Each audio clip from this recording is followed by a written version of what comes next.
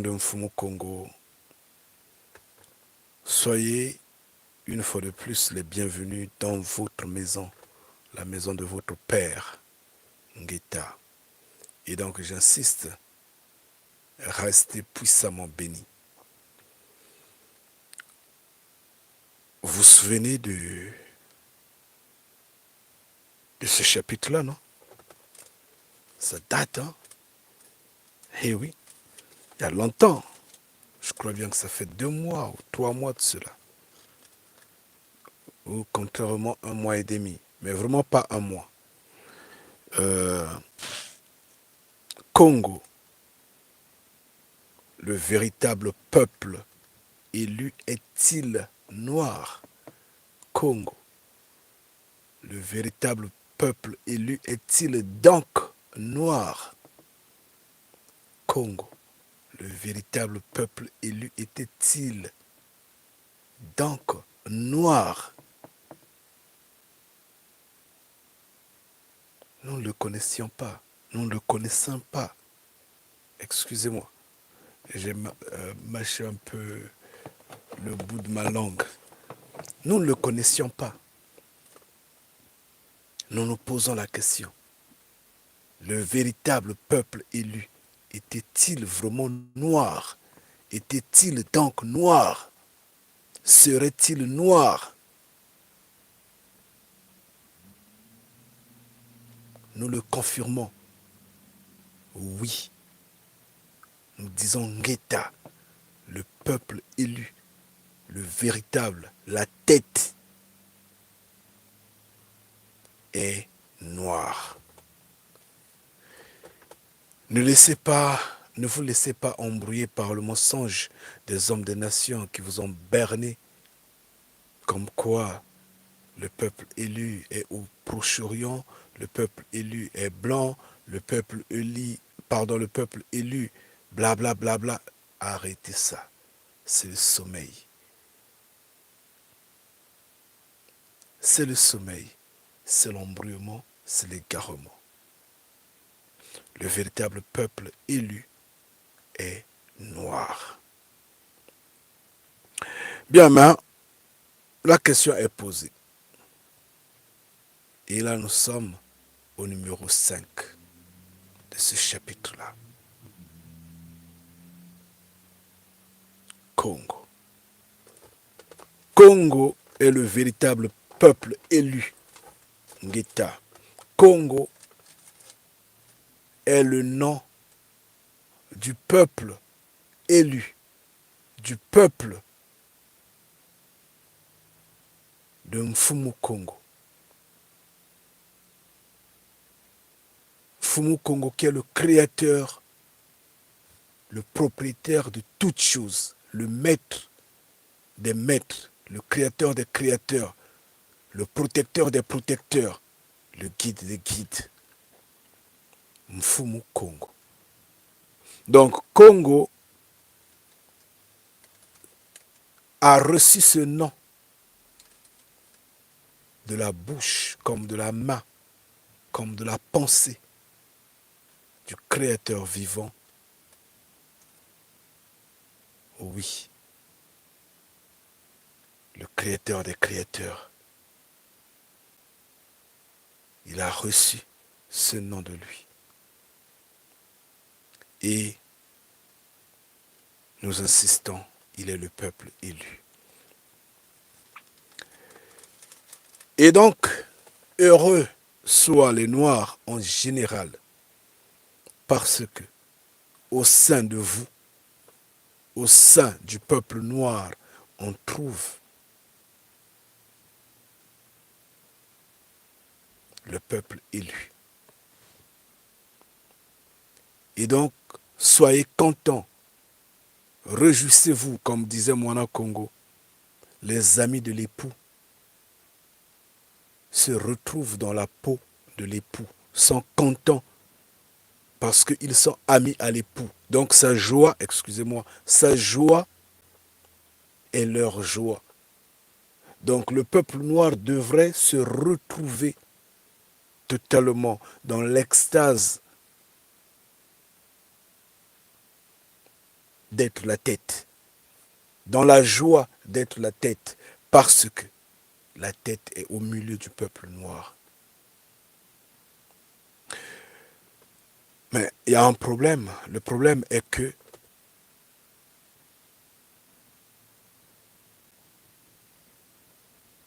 la malédiction du Deutéronome 28 est traînée par ce peuple-là. Et donc le peuple noir s'est vu contaminé par cette malédiction, parce que la malédiction est contagieuse. Pourquoi ça a entraîné tout le peuple noir? C'est parce que tout ce peuple noir-là, tout le peuple noir a eu à mélanger le sang avec le peuple Congo. Ngeta. Ce peuple a eu à mélanger le sang avec le peuple Congo. Et donc, du coup, le partage du peuple Congo devient son partage. Et c'est pourquoi de même, quand nous revenons, nous disons au peuple Congo, repentance oblige, nous crions pour que tous les Noirs entendent et se repentent également pour qu'ils reprennent leur position d'être la tête dans cette humanité-là. Restez puissamment bénis, force à chacun en particulier. Si nous nous souvenons bien dans la discussion sur cette question-là, dans le numéro 4, nous étions au point, en fait, nous avions soulevé un point sur les graines. Les graines que ces hommes des nations-là sont en train de livrer en Afrique. Ils les livrent pour la première fois gratuitement et peut-être pour la deuxième fois aussi gratuitement. Mais par après, ils exigent à nos frères, nos parents, nos paysans, nos agriculteurs, nos campagnards, nos villageois d'acheter les graines. Une façon de les appauvrir de plus belle. Pourquoi ils les exigent? C'est parce que les Africains s'en rendent compte que les graines qu'on leur donne ne peuvent pas se multiplier,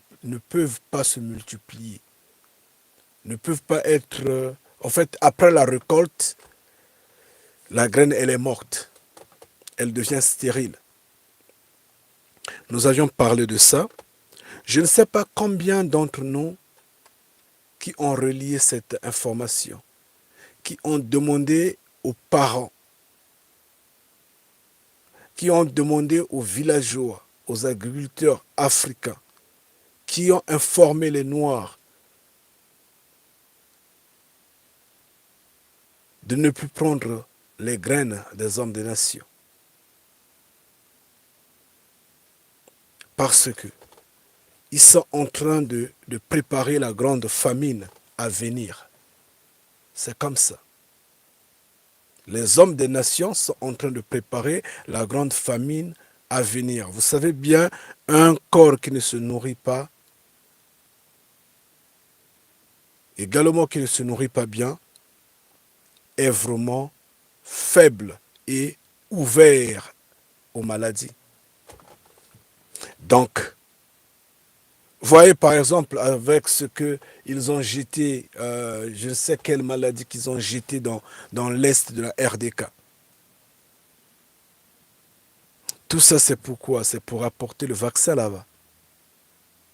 C'est ça le problème. Ces hommes-là ont pour mission diabolique d'en finir avec nous. Et nous devrons être prudents, nous devrons veiller à ce que nous ne tombons pas dans leur piège. Malgré ce que il y a pas mal de nègres de maison au sein de nous, en fait, oui, des nègres de maison. Et également, il y a pas mal des ignorants, des moutons, des colonisés, des perdus, des... sais comment le dire, au sein de nous, qui ne comprennent rien, qui ne sont qu'à la suite des nations, malgré tout, nous devrons forcer à crier, nous devrons nous forcer à crier pour que ceux qui peuvent comprennent. Mais sinon, ces hommes-là sont debout, franchement, pour nous détruire. Il y a pas mal de frères et sœurs qui sont sur le continent, qui vraiment veulent exploiter le domaine, d'agriculture. Ils sont lancés, ils travaillent d'arrache-pied. Ils sont là en train de faire, je ne sais, 5 hectares, 10 hectares, 30 hectares. Ils sont en train de se multiplier en 4. Mais regardez les graines qu'ils utilisent, la production qu'ils utilisent. C'est une production croisée. Ça entend quoi? C'est contribuer à la mort, à la disparition de l'homme noir dans le futur. Ça peut être dans le futur proche, le futur lointain, mais néanmoins, c'est préparer ce peuple-là à sa disparition parce que l'ennemi donne à ces hommes-là le produit qui détruit ce peuple-là. Donc, dans l'espoir que ce sont des grands agriculteurs, ils sont en train de se faire de l'argent, ils ne se rendent pas compte qu'ils sont en train de s'auto-vendre soi-même. C'est malheureux. Ils se contentent du temps présent, ils ne voient pas le futur. Combien d'entre nous, chers frères et sœurs, après avoir regardé la vidéo Congo, le véritable peuple élu est-il donc noir, numéro 4, combien d'entre nous ont parlé de cette question-là aux agriculteurs africains ou aux Africains en leur disant ne prenez pas, vraiment arrêtez de prendre tout ce qui est croisé, notamment ces graines que Monsanto et d'autres, et beaucoup d'autres, sont en train de disperser sur le continent africain afin de nous affamer dans les années à venir. Restez puissamment bénis, force à chacun en particulier. Vraiment, si vous ne l'aviez pas dit, je vous en supplie de multiplier ce point-là, de le relever. Faites-le. Entre-temps, nous allons aborder un tout petit peu notre sujet. Avant qu'on ne rentre dans notre sujet, comme d'habitude, hein, nous faisons toujours des préliminaires, nous allons prendre tel sujet, nous allons prendre tel autre. Nous connaissons bien à quel point nous sommes encore dans la sauvagerie. Personne ne dira le contraire. Je vous en prie, ne regardez pas ces hommes qui sont en costume, qui roulent carrosse, qui sont soi-disant intellectuels.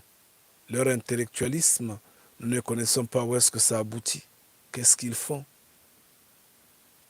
Regardez l'état de nos villages, l'état de nos villes, l'état de nos routes, l'état de nos marchés, l'état de nos hôpitaux, l'état de nos écoles, l'état de, je ne sais, de nos polices, de nos armées, l'état de nos douanes, oui la douane, l'état de nos frontières, regardez l'état, la conception de ce peuple-là, l'établissement de l'entreprise, l'entrepreneuriat sur le terrain. Vous allez vous en rendre compte que c'est primaire. Tout est primaire. C'est vraiment la rue, quoi. Franchement. Oui, On va voir, je ne sais, des villes soi-disant qui sont bien faites en Afrique ou dans les îles. Mais si vous observez bien, vous allez vous en rendre compte que c'est la griffe occidentale et ça donne un peu plus d'espace aux hommes des nations. Mais ce qui donne de l'espace aux hommes noirs, allez regarder. Vous allez vous sentir nettement bien à l'aise dans l'individualisme parce que vous avez, je ne sais pas, un château.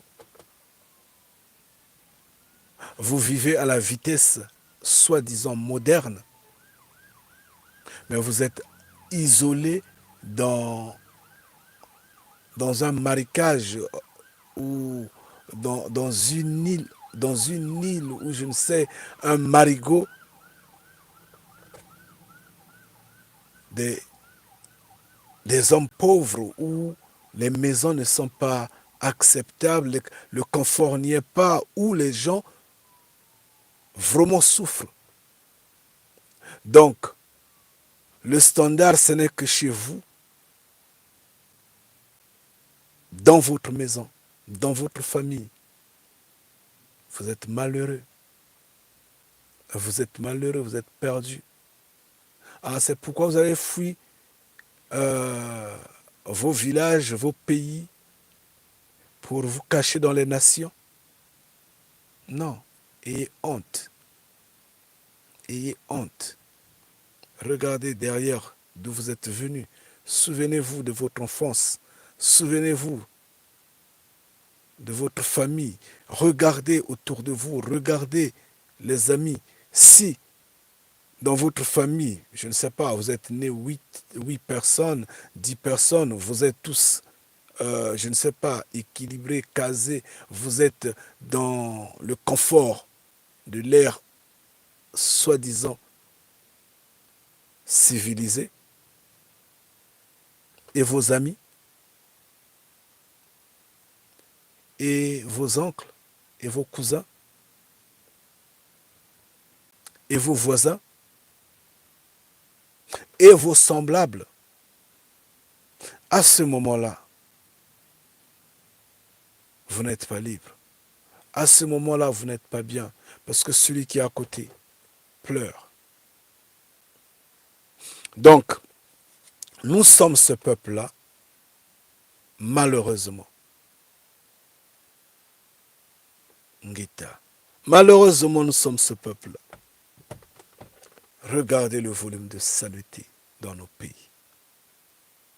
La vérité, elle est comme ça. Personne ne dira le contraire. Je crois que c'est la semaine surpassée que je regardais sur Facebook. J'ai vraiment eu pitié. Bien sûr que je rigolais.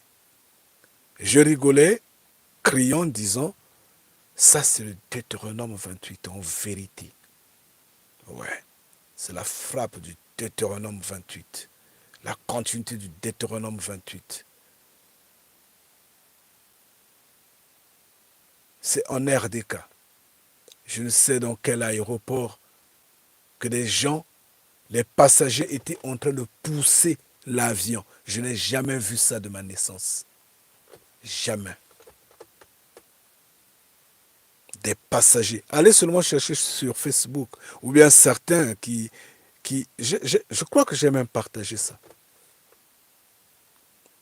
J'avais mis la vidéo à côté pour que l'on utilise, pour que j'en montre. Malheureusement, j'en retrouve plus, je ne sais pas, dans la confusion totale. Sûrement, c'était pas enregistré avec image, c'est juste le lien. Et par le simple lien, il y en a beaucoup, je peux pas, je suis fatigué de chercher. Après, j'ai seulement rigolé. Mais c'est la certitude. J'ai bien vu la vidéo moi-même. C'est pas un montage. C'est pas un montage. En RDK, quelque part dans un aéroport, je ne sais, c'était dans quelle localité. pousser un avion. Les passagers poussent l'avion comme on pousse la voiture. Même les voitures, maintenant, on ne les pousse plus. C'est dans les décennies passées, les années passées qu'on poussait les véhicules. Maintenant, on ne les pousse plus. On prend tout le temps d'en faire démarrer. Là où il est tombé en panne, là où ça semble être difficile pour la voiture de prendre l'allumage, on le démarre là. Pardon, on la démarre là. Parce qu'il y a des choses qui semblent être, c'est un peu trop ancien, pousser la voiture. On dit, bon, il y a tellement de moyens, on peut, je ne sais pas, mettre en liaison deux voitures pour que l'autre prenne l'allumage. On peut, je ne sais pas, changer la batterie. On peut, je ne sais, faire quoi et quoi. La mécanique a tellement évolué que pousser la voiture, ce n'est plus possible. Mais dans nos pays, on le fait encore. C'est primaire. Pourquoi? Parce que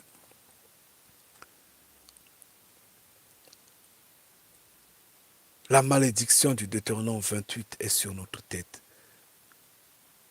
On ne l'a toujours pas accepté. Quand on lui dit toujours que ce peuple-là est maudit, il y a des gens qui, je ne sais, soit ils ont peut-être...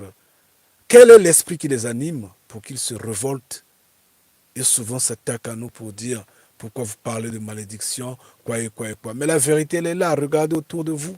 Même vous-même, en parlant, en disant que nous ne sommes pas maudits, nous noirs. Vous n'avez pas honte? Vous ne vous regardez pas devant le miroir? Regardez seulement autour de vous pour que vous réalisez, pour que vous en rendez compte qu'en vérité, les situations que nous connaissons ne sont pas ordinaires.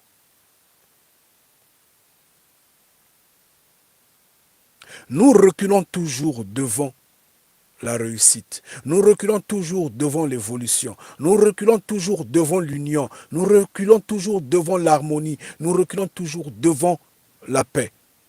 Ça ne vous dit rien? Il faudra réfléchir.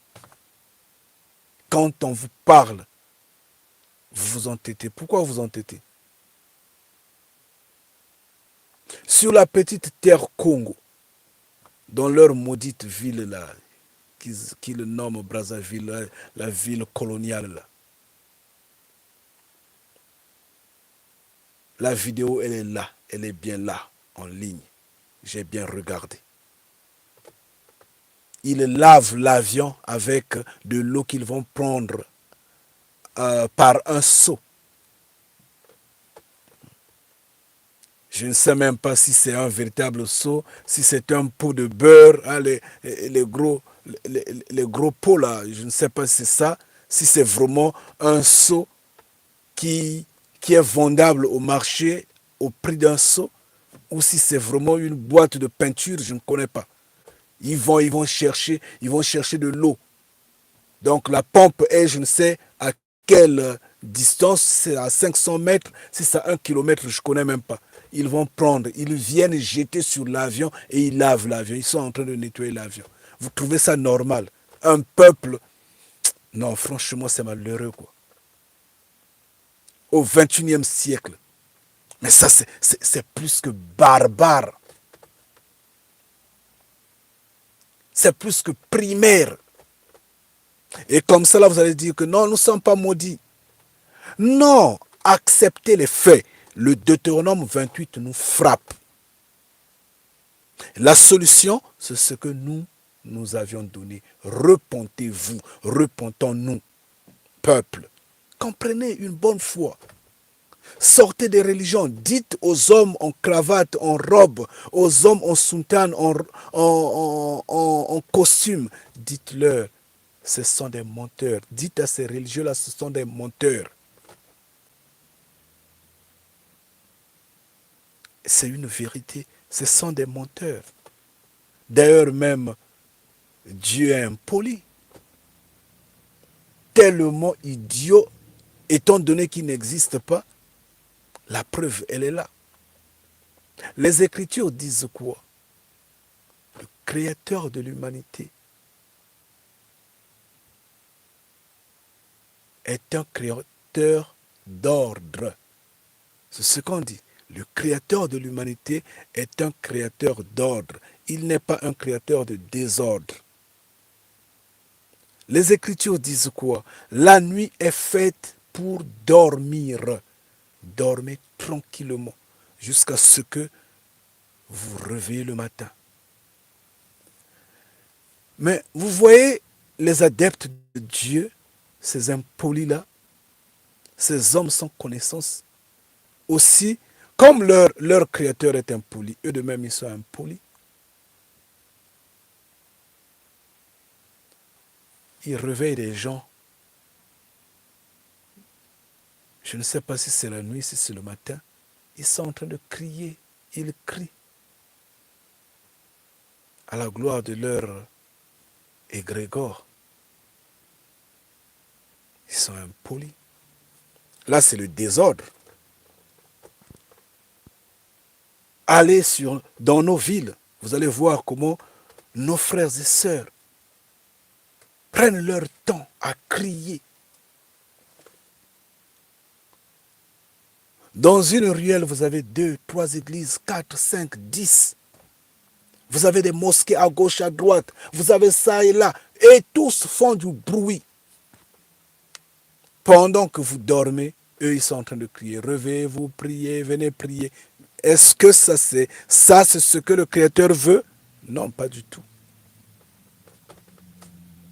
Quand on vous dit sortez de ce qui est des nations, ce qui est des nations ne peuvent pas vous donner la vie. Ici, là, est-ce qu'ils crient? Nous sommes en Occident. Ici, il y a des mosquées. Moi, je n'entends jamais dans ces mosquées-là, ici en Occident, les gens crier, appeler les gens à aller à la prière. Non, pas du tout. Les églises qu'il y a ici, ces embrouilleurs-là qui embrouillent nos frères et sœurs sur le terrain là-bas. Ici, ils ne font pas du bruit, ils ne crient pas, ils ne mettent pas la musique. Non, tout est... Pourquoi quand ils viennent ici, c'est ordonné? Pourquoi ils se conforment à la loi d'ici et là-bas, ils font l'agitation? Sortez de ces mouvements-là. Tout ça, c'est ce qui montre que, c'est ce qui dit que ça ne peut pas donner la vie. Les Écritures le disent bien, ce qui vient de l'Orient et de l'Occident vous égare, ne vous donnera jamais la vie. Elle est comme ça. Mais quand nous vous le disons, vous boudez. Mais en fait, vous boudez en vain. Vous ne faites que vous égarer. Et c'est seulement de regarder du jour au lendemain, la situation ne s'améliore pas. Pour le peuple noir, ça ne fait que décroître. En quoi la situation est en train de s'améliorer? À cause du Mali, du Niger et du Burkina Faso? Non. Si vous regardez bien, vous allez vous rendre compte que ça ne fait que patiner. Pourquoi ça patine? Parce que le peuple est maudit. Quand on vous le dit, malheureusement, ça ne se comprend pas, ça ne s'accepte pas. Il n'y a pas mal des faits. Nous, en Occident, dans les nations, oui, il y a également des accidents de la route. On ne refuse pas. Mais comparer les accidents en Occident et les accidents chez nous, franchement, c'est malheureux. C'est malheureux. Les gens qui ne prennent conscience de rien, de rien. Comment un chauffeur est totalement ivre? Il titube. Il rentre dans le véhicule. Le véhicule est rempli des gens. Et il conduit. Et on le laisse tranquille. On le laisse conduire. Ceux qu'il conduit également restent là tranquilles. 2 kilomètres après, 3 kilomètres après, un accident. Et ils sont morts. Et les gens trouvent que c'est normal. La majorité d'entre eux n'ont même pas de permis. Ils connaissent conduire, mais ils n'ont pas de permis de conduire. Pourquoi? Parce qu'il y a un service qui n'existe pas. Un service qui est totalement détruit. Un service administratif totalement perdu. Une police corrompue. Il n'y a pas de vérité. Il n'y a rien. Personne ne prend acte de... En fait, personne ne s'en soucie de la vie de l'autre. Est-ce que là, on dira que nous sommes un peuple béni? Est-ce que là, on dira que nous sommes un peuple mature? Non, la malédiction, elle est là.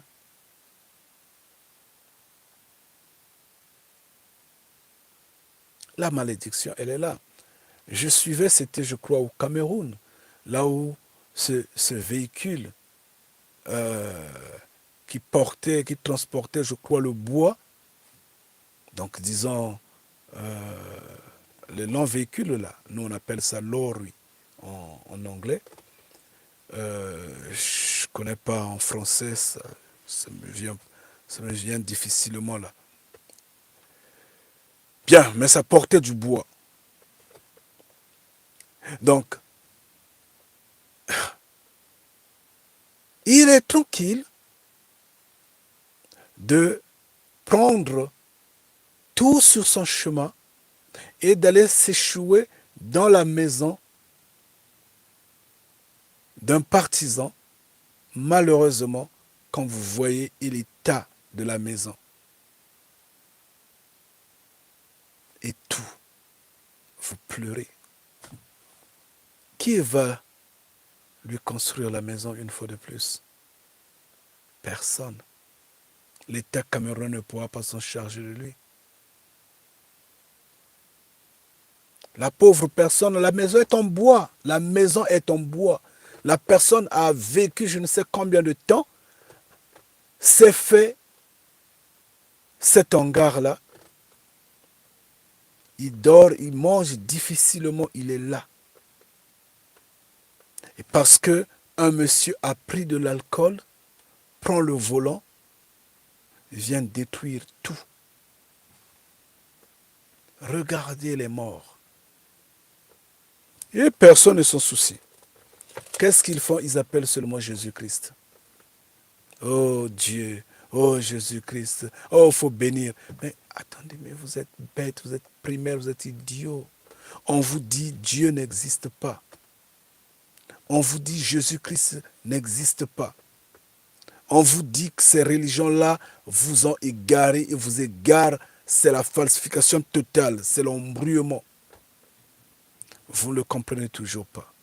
Vous insistez dans cette radicalisation-là. D'accord. Mais cependant, il y a des faits qui sont pratiques. Si, par exemple, la voie était bien faite, cet accident-là n'allait pas arriver. Pas dans ces circonstances-là. Il devrait peut-être y avoir accident, mais pas dans ces circonstances-là. Si, par exemple, la police travaillait comme il se doit, ce chauffeur-là n'allait pas rouler à cette vitesse-là. Parce qu'au moins, il y a des caméras de vitesse, au moins, il y a des panneaux de vitesse qui lui rappellent les leçons qu'il a eu à apprendre quand il a passé son permis. Malheureusement, non, ça ne se passe pas comme ça sur le terrain chez nous. C'est comme des crabes, quoi. La saleté, c'est du nerf. En fait, on évolue comme ça, comme dans la poubelle, quoi. Il n'y a pas de conscience. Même soi-même, il ne peut pas se rendre compte que non, à cette vitesse-là, non, ça n'a pas marché. Parce que la voie n'est pas bonne. Et même si la voie était bonne, je ne peux pas rouler à cette vitesse-là. Pourquoi? Parce que le véhicule n'est pas en bon état. Non, je ne peux pas rouler à cette vitesse-là parce que je suis en train de faire le transport. Non, ça ne passe pas dans la tête de l'homme noir. Mais quand il arrive dans les nations, il s'ordonne. Vous pouvez prendre tous ces chauffeurs-là, tous ces chauffeurs-là qui sont dans les pays noirs-là, vous les emmenez en Occident, vous les emmenez dans les nations. Ils vont se conformer à la loi des nations. Ils vont s'adapter à rouler calmement, à respecter la gauche, la droite, à respecter les vitesses. Pourquoi? Parce que les hommes des nations ont mis la loi. Pourquoi? Parce que l'homme noir tremble devant l'homme des nations. L'homme noir panique devant l'homme des nations. Et à ce moment-là, il se contrôle. Même s'il a pris un peu d'alcool, par exemple, si l'on prend l'exemple d'un pays anarchique comme la France, on les voit, ces Noirs en France qui sont partis, je ne sais pas, à une fête ou je ne sais où, ils ont pris de l'alcool et ils conduisent. Ce qui ne se fait pratiquement pas dans d'autres pays, notamment en Angleterre, tu ne peux même pas le faire. Parce que la conscience, elle est là, elle est assise. Mais pourquoi quand on arrive dans les nations, on a cette petite conscience-là? Tout en notant qu'on gère toujours la malédiction de Deutéronome 28. Pourquoi? Pourquoi on ne peut pas le faire sur le terrain? C'est parce que la mauvaise foi, également, qu'on a hérité du Deutéronome 28, continue de nous ranger. C'est cela. Donc, dans les nations, on se conforme un tout petit peu parce qu'on est étouffé. On est étouffé, on est dans la solitude, on est face à la puissance des nations, face à leurs lois, face à leurs charges. Et on n'y peut rien, parce que nous sommes en prison. Et sur le terrain, nous sommes également en prison, maintenant à ciel ouvert. Et on s'agite comme des petits poissons quand l'eau tarit. On fait du n'importe quoi. Un peuple maudit. Et quand on démontre tout ça, on dit que non, on n'est pas maudit. Excusez, hein, je vous en prie.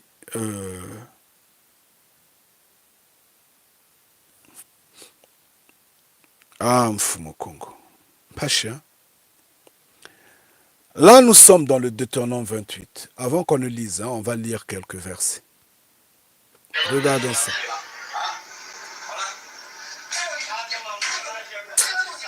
Oh, come on. Ok, d'accord. On va reprendre ça. On va reprendre ça. On va faire ça. Je crois que là, ça va passer. Je pense bien. Et on fait ça.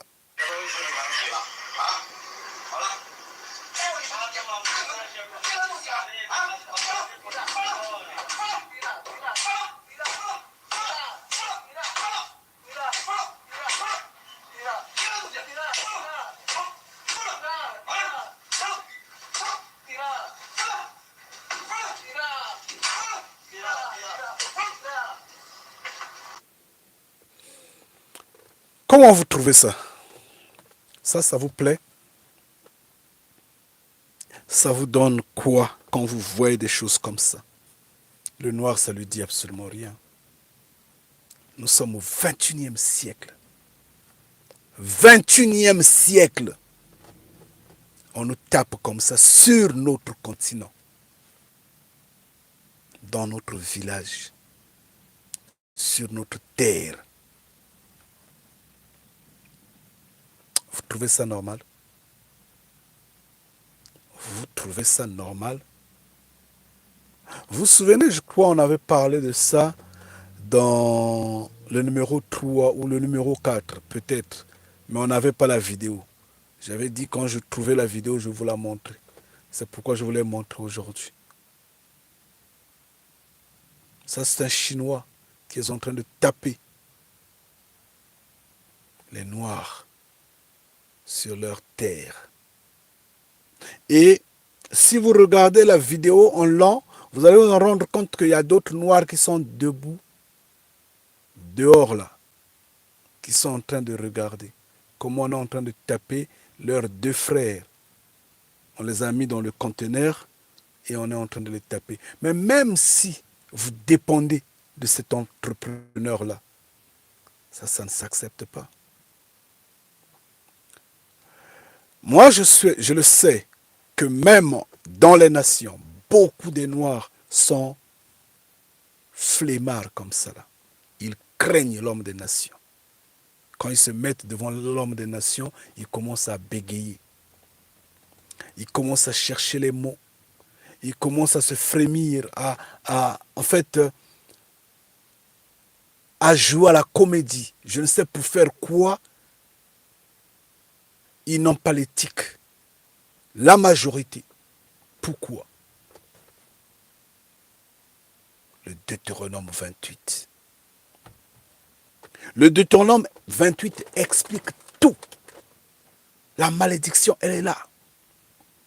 Ça, c'est la malédiction. Comment nous pouvons accepter qu'on soit tapé, qu'on soit frappé comme si on était en 1400. Même en 1400, on avait certains qui s'opposaient. D'ailleurs, nous connaissons ça. Il n'y a pas eu mal des Congos qui se sont opposés aux hommes des nations. Ils se sont battus et ils sont morts vaillants. Vaillamment, ils sont morts parce qu'ils ont refusé de se rabaisser. On a eu des parents qui ont préféré mourir que de manger le porc. Vous n'avez pas entendu ces histoires-là? On a eu des parents qui ont refusé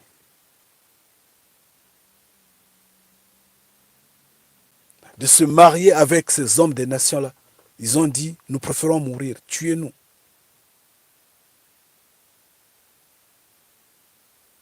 Vous savez,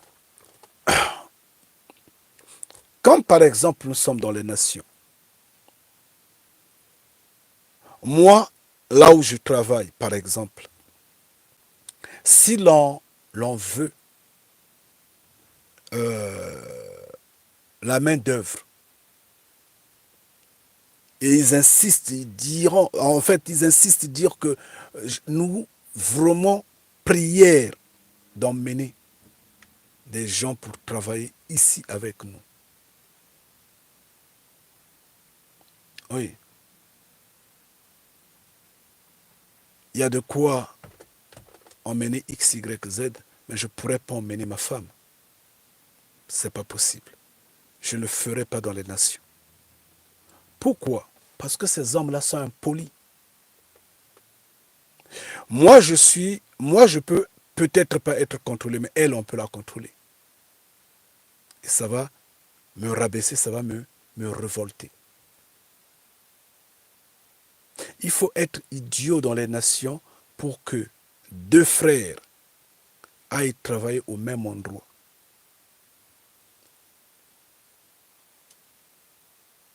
Le mari et sa femme aillent travailler au même endroit. Il faut être idiot. Il faut être un oui-oui. C'est en fait tous ceux qui se laissent vendre pour un rien, qui ont vendu leur âme. Oui, eux, ça ne les dérange pas. Mais moi, parce qu'il y a une façon de me parler que moi, je n'accepte pas. Je ne pourrais pas l'accepter. Que tu sois, je ne sais pas, le DG, je ne sais qui est qui, je ne pourrais pas l'accepter. Et donc, si tu me parles comme ça, si moi je le refuse, je n'accepterai pas que tu parles comme ça, ma femme. Si tu le fais, alors là, tu nous diminues. Je ne pourrais pas aller là-bas avec mon fils, avec ma fille. Ce n'est pas possible. Qu'elle se batte ou qu'il se batte à trouver du travail ailleurs. Parce que ces hommes-là tellement impoli, tellement face au racisme, qu'il y a des choses qu'on supporte parce que c'est comme ça. Mais on ne pourra pas, euh, en fait, se soumettre comme ça parce qu'il y a la valeur de l'argent. Je travaillais quelque part, on avait un frère ghanéen là-bas. Ce frère-là tremblait devant l'homme des nations. Il tremblait. Et moi, ça me révoltait. Et une fois, je lui ai dit, mais écoute, tu sais, tu dois avoir un sang chaud. Ta dignité, c'est pas de te rabaisser devant tout ordre que tu reçois. Tu dois parfois dire non. Et tu dois parfois te révolter.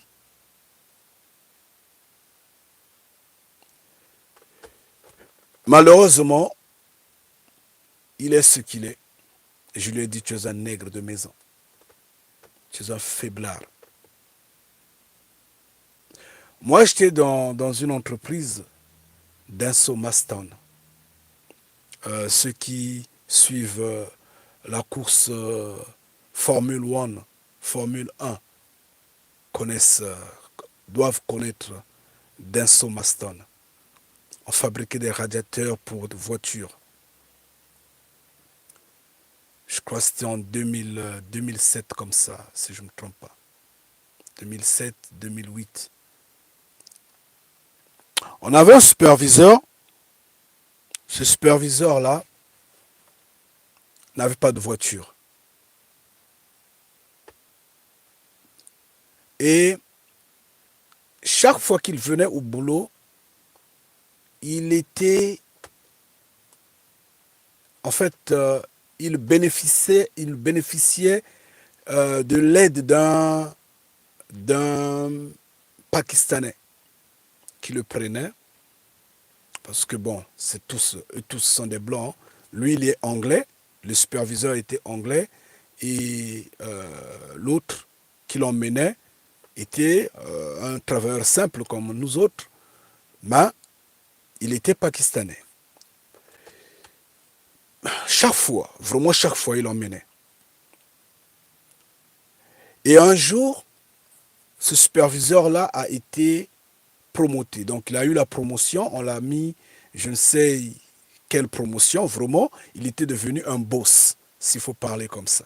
Donc, un chef, vraiment, il n'était plus avec nous dans la factory, mais lui, il était maintenant au bureau. Vous savez qu'est-ce qu'il va faire? Dès qu'il a eu ce poste-là, la première personne, dans sa première semaine, qu'il a renvoyé, c'est la personne qui lui a mené au boulot. Le Pakistanais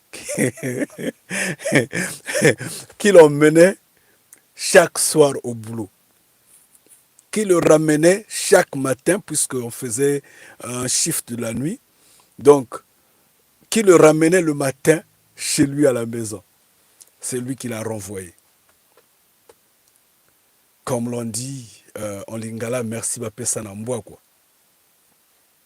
Donc ça, c'est le merci, quoi. En fait, le remerciement qu'il a eu à recevoir, ce jeune Pakistanais-là, c'est le renvoi.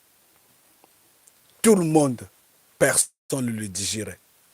Mais personne ne parlait, tout le monde s'était tu. J'étais l'unique personne qui avait parlé à ce gars-là. On l'appelait Bob. Moi, je lui ai parlé. Je lui ai dit, oh, mais ça c'est méchant, toi tu es méchant. Mais toi, tu n'as pas vraiment de souvenirs. Et il s'était énervé. Il m'a dit, tu veux le suivre? Je dis, même à l'instant T, si tu veux, hein, j'ai abandonné le boulot. Je dis non, mais attends, j'ai enlevé les gants, j'ai laissé les gants, je suis parti. Et après, un jour après, on m'a appelé pour que je passe, je ne sais pas à quoi de discipline là, pour qu'on me reproche. C'est là où je m'étais explosé pour dire les 4 vérités. Et il est méchant, il est ingrat. Quoi qu'il arrive, quoi qu'ils ont eu, ils ne pouvaient pas se comporter comme ça. Moi, je ne suis pas un nègre de maison. Je ne suis pas un nègre de maison. Si je garde le silence, je garde la distance. Contrairement, je te le dis en face. Contrairement, je te le dis en face. J'ai dit à Bob, si tu veux, radis-moi. Moi, je suis désolé. Je suis désolé. Il y a plusieurs boulots, j'irai prendre du boulot ailleurs. Mais tu es mauvais. Et reconnais que tu es mauvais. Et il me craignait, il était devenu vraiment mon ami. Et moi, j'étais prudent. Je me disais, cette amitié-là, c'est pour qu'il, en fait, m'exclue, pour qu'il me chasse du boulot, pour qu'il me radie. Je le savais. Je dis, celui-là va me radier. Donc, je dois être prudent. Parce que là, il n'a pas eu l'occasion. C'est passé. Mais la prochaine fois, moindre erreur, il va me radier. C'est cela. Mais moi, je ne suis pas... Non, ça passe pas. Donc, imaginez que je sois dans ces circonstances-là avec mon fils.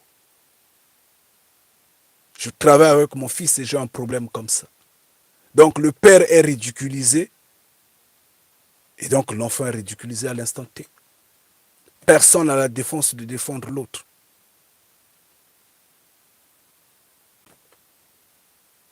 On te ridiculise comme ça entend que ta femme est ridiculisée, personne n'a la défense de défendre l'autre à l'instant T.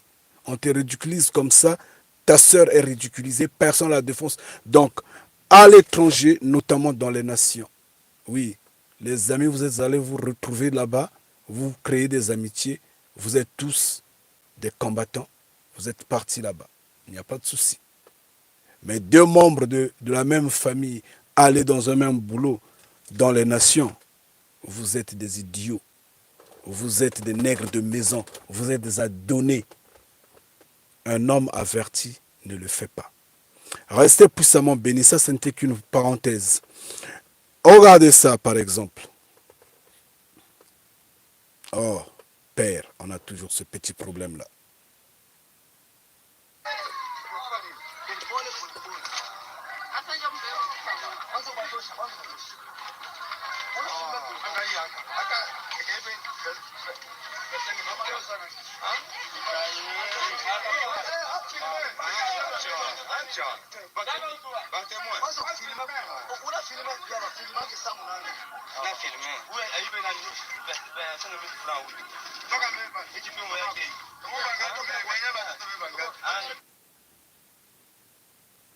XXIe siècle.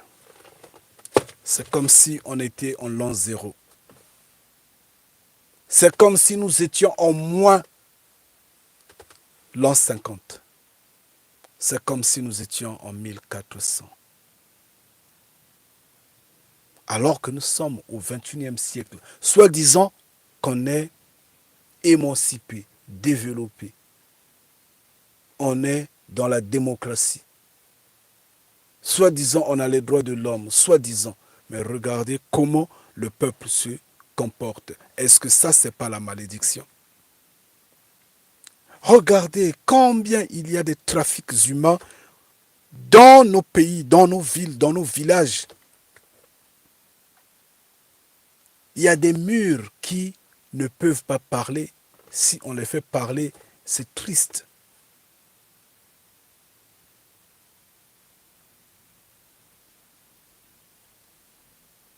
Entre nous, il y a des trafics d'organes, il y a des trafics, des choses bizarres, des tractations qu'on ne peut même pas expliquer. Vous ne trouvez pas que ça, c'est plus que la malédiction?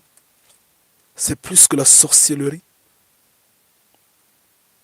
quand il y a un manque d'amour total, tel, il y a la malédiction. Quand on le dit, il y a des gens qui boudent. Surtout ces hommes qui sont dans les, je ne sais pas quoi, euh, comment on appelle, l'entrepreneuriat, qui sont dans le business, qui disent que non, maintenant j'ai eu 1 million, j'ai maintenant des millions, je suis en train de faire ceci, je fais cela. C'est eux souvent qui boudent quand on dit le peuple est maudit. Mais si toi tu es rentré dans un circuit des nations qui te fructifie, et que tes yeux, ta conscience ne voit plus rien, tu es perdu. Franchement, tu es maudit. Regardez ça. Oui, nous sommes ici à Cécile de Yabi. Nous sommes à 52 km de Kélé. Je suis le chef de centre de Cécile de Yabi. Voilà, c'est le tas de la maternité de Yabi, là où on fait pousser les femmes. Dans le mois, nous avons. Voilà comment j'entre ici. Je ne sais pas si une femme en travail peut avoir toute cette force de rentrer ici. Et voilà, on est là à l'intérieur. Voilà le tas, voilà un peu la toiture. Voilà la toiture. Ça, c'est vraiment à l'ère actuelle. Je ne sais pas si c'est acceptable.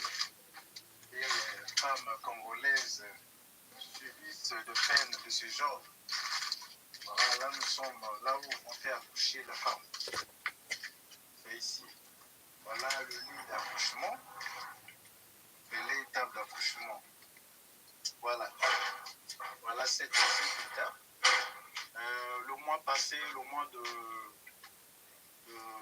d'avril, on a eu au moins 6 accouchements sur ces conditions. Et voilà à peu près. Non, et si on me pose souvent la question, qu'est-ce que ces enfants qui naissent ici sont en vie?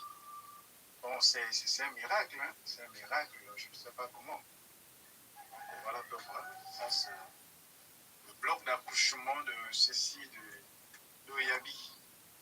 Et quand on envoie les gens là-bas, allez-y aussi, de Yabi, allez-y travailler. Quand vous refusez, et on coupe le salaire. Alors que les conditions, voilà à peu près les conditions de tout.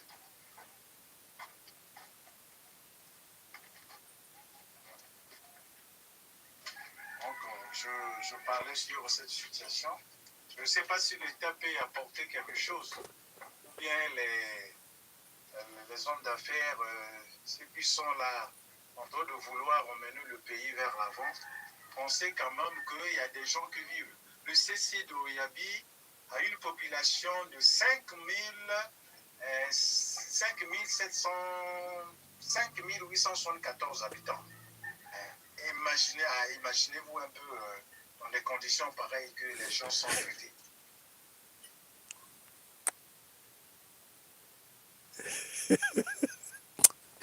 Ah, Mfumu Congo. Mfumu Congo. Non, soyons réalistes.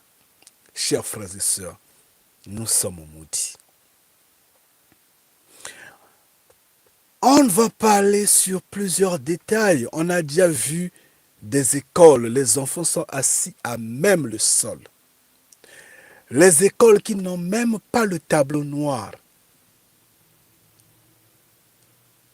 Les écoles qui n'ont pas de toiture. On a déjà vu ça. On a déjà vu les enfants qui étudient. En fait, on dit école, mais il n'y a même pas de bâtiment. Les enfants s'assoient sous le bois. On a déjà vu ça. Au XXIe siècle, au sein de ce peuple-là, le peuple noir. Et là, ça c'est sur la petite terre Congo. Ça. Ça c'est la maternité. Je ne sais pas d'un ville ou d'un village, mais je crois que c'est une ville. Parce qu'un village avec 5800 habitants, c'est donc un superbe village, vraiment un grand village. Mais je pense bien que c'est une ville. une ville, bien sûr, à la vitesse des gens, pardon, à la vitesse des gens qui sont maudits. Donc si vous arrivez là-bas, vous ne verrez pas d'immeuble, pas de goudron, rien, rien, mais on dit ville. Regardez la maternité. Ça, c'est la maternité. Lui-même, il dit, on me pose la question de savoir, est-ce que les enfants qui naissent ici vivent, survivent, ou ne sont que des morts-nés. Quand vous regardez le lit par lequel les femmes accouchent, c'est comme si c'était la table à repasser. Vous voyez, non? La table avec laquelle on repasse les habits. C'est malheureux. C'est vraiment malheureux. Et comme ça, là, les panafricains croient que non, le crocodile Sassou Nguesso est devenu panafricain. Allez sur la petite terre Congo pour que vous vous rendez compte que c'est vraiment invivable. Le peuple n'a ni l'eau, ni électricité, ni hôpitaux, ni école, ni voies goudronnées, ni quoi, ni quoi, ni quoi. Mais comment tu peux être panafricain si tu ne donnes pas à manger à ton peuple? Comment? Ça, c'est la maternité. Au XXIe siècle.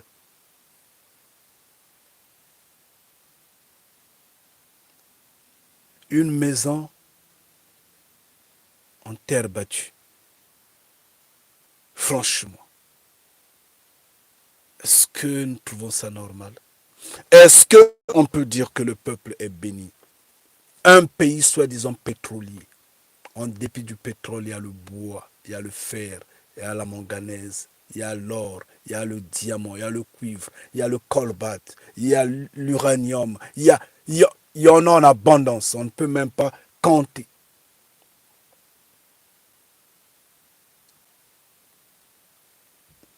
La maternité, elle est là. Est-ce que le peuple là n'est pas maudit? Nous sommes ici La maternité est là. Est-ce que le peuple là n'est pas maudit? nous sommes à 52 km de Kélé. Je suis le chef de centre du suicide de Yabi. Voilà, c'est le tas de la maternité. La maternité. Oh, Mfumu Congo. Est-ce que le peuple là n'est pas maudit? Voilà comment j'entre ici. Est-ce qu'une femme enceinte peut rentrer là calmement, tranquillement? Et voilà, on est là à l'intérieur. C'est vrai, elle peut. Voilà le temps, voilà. Elle va tituber. Elle ne sera pas à l'aise en passant par là. Ça, c'est vraiment. La maternité. Maintenant, imaginez la femme. Je sais pas si c'est acceptable. La femme est en position. Femme congolaise Oh, Mfumu Congo. de ce genre. Non, le peuple est maudit, quoi. Imaginez une femme déjà couchée sur ce lit d'hôpital. Elle est en position prête à mettre au monde, à mettre au monde. Et la pluie surgit. Et les sages-femmes, et je ne sais pas, le médecin ou les médecins qui seront là, je ne sais même pas si on aura, seront mouillés par la pluie.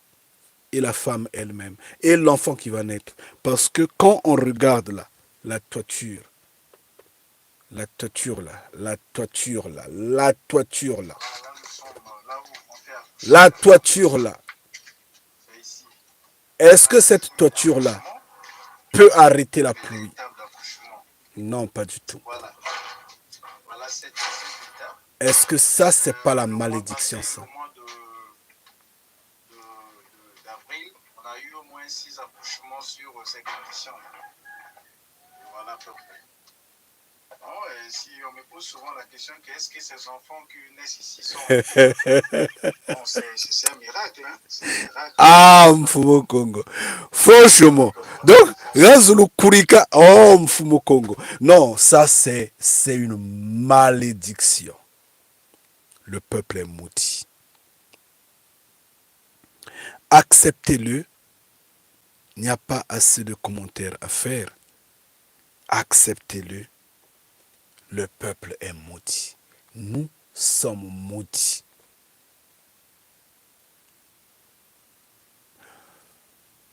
Nous qui sommes dans les nations, nous qui sommes sortis de la terre africaine, qui nous retrouvons dans les nations, nous sommes en train de faire la continuité de cette malédiction-là. Vous savez pourquoi?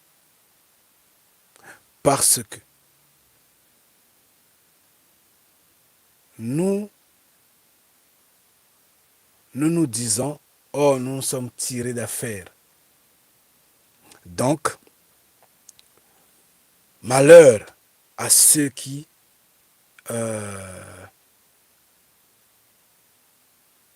en fait, qui vivent les réalités africaines sur le terrain. C'est là où nous sommes maudits. Parce que nous ne faisons pas la transmission de la connaissance. Parce que nous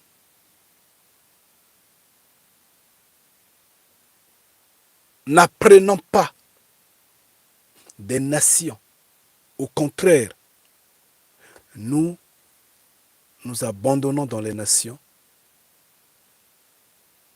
Et qu'est-ce que nous faisons? Nous, en fait, nous nous enorgueillons. Nous sommes très orgueilleux face à ceux qui sont en Afrique. Et ceux également qui sont en Afrique sont également jaloux. Parce que nous sommes orgueilleux. Et eux, ils sont jaloux également. Ils ne veulent pas nous voir ouvertement leur apporter le peu que nous avions pu avoir. Donc en fait, il y a une forme d'incompatibilité qui se crée. Nous devenons comme l'huile et l'eau. Vous voyez, non? L'huile et l'eau non chauffée. L'eau est froide ou à température normale, vous mettez l'huile, ça se sépare du coup. Maintenant, si ça bouillit, ça se mélange, mais il y a une différenciation. C'est quand, par exemple, au sein de la famille, on t'accepte au moins. On t'accepte, toi qui es venu des nations, toi qui vis dans les nations, on t'accepte au sein de la nature. On te reçoit, on te sourit un peu, mais il y a des réserves parce que dans le quartier, on ne te prend pas totalement, dans les administrations, on ne t'avale pas totalement. Eux, ils se disent, le pays leur appartient maintenant, le village leur appartient seulement maintenant, la famille leur appartient maintenant. Toi, tu deviens étranger. Il y a incompatibilité. Tout ça, c'est quoi? C'est la malédiction de Deutéronome 28. Le manque d'amour est dû à la malédiction. Et ça, on doit le comprendre. Mais regardez au XXIe siècle un hôpital au sein des Noirs, au XXIe siècle.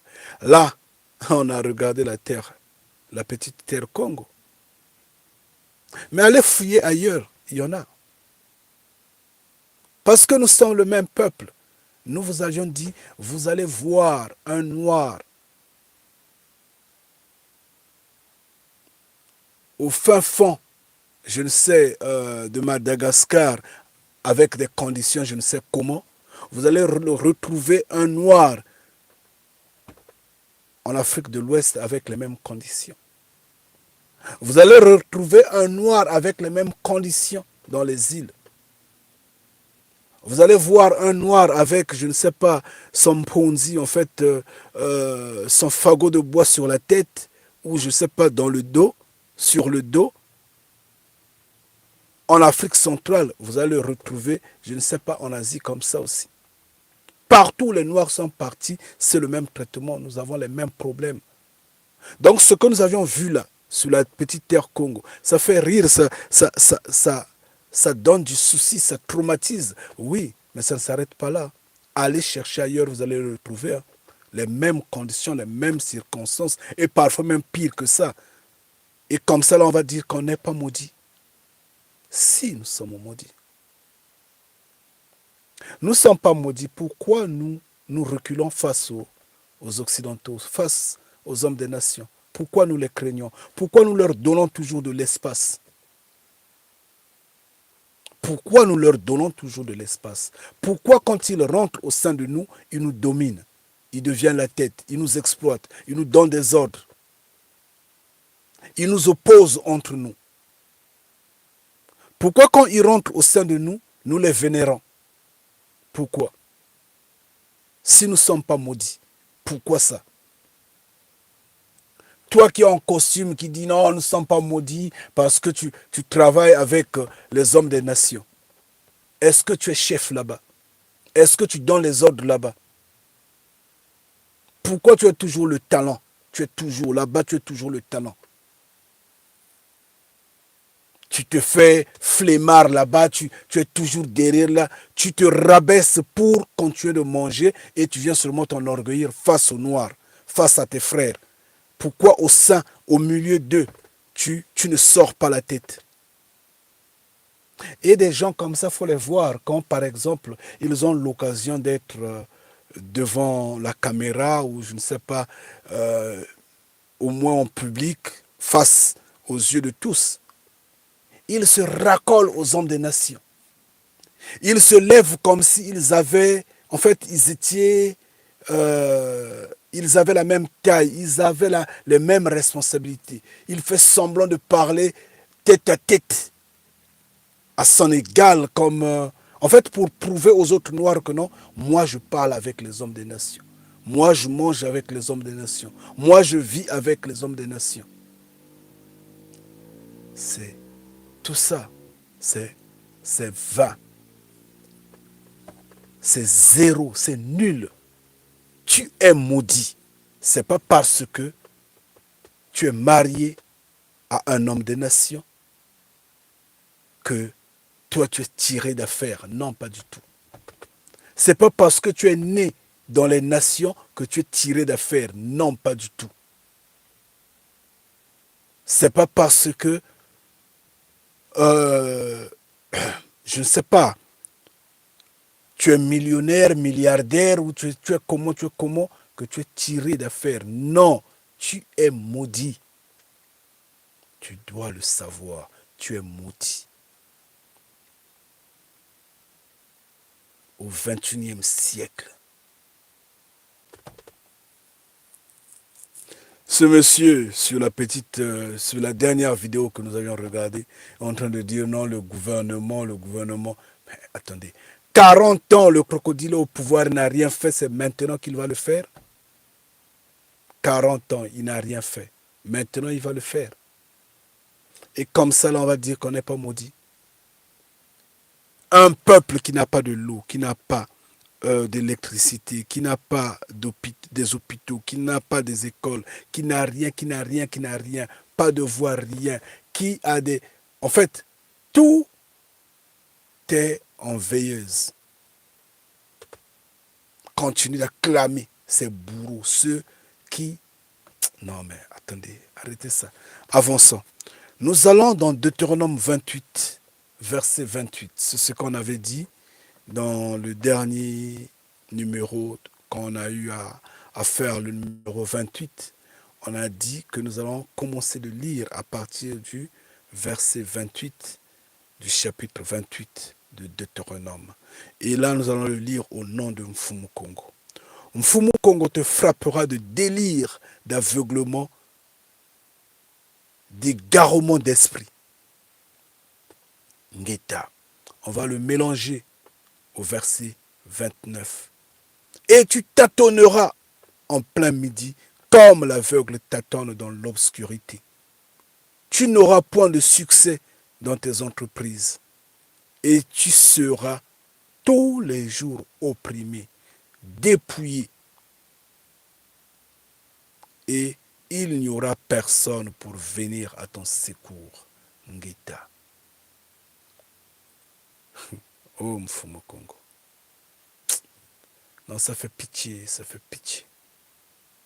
Tout ce qu'on a lu là, est-ce que c'est pas la marque qui est écrite sur le corps de l'homme noir?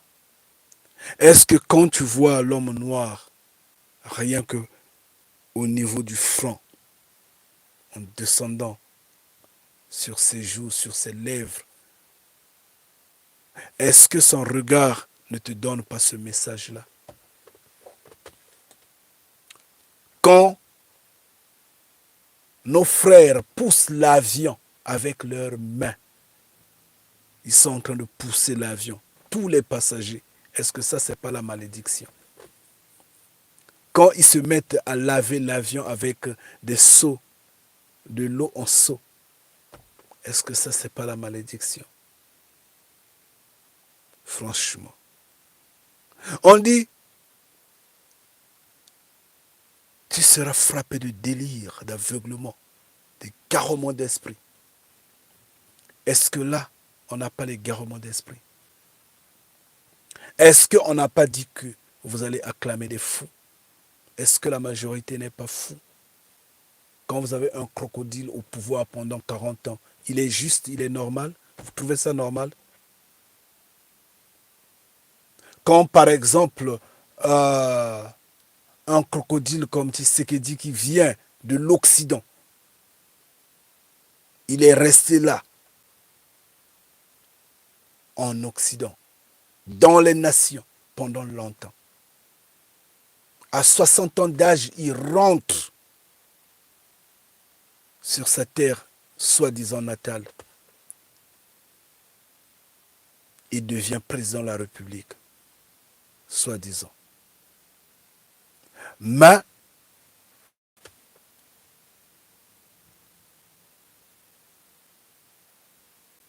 règne en dictateur.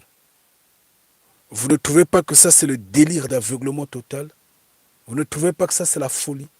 Vous ne trouvez pas que ça, c'est les garroments d'esprit?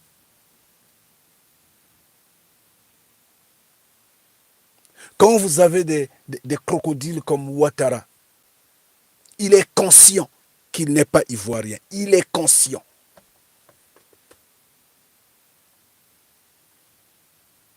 Mais il passe en force.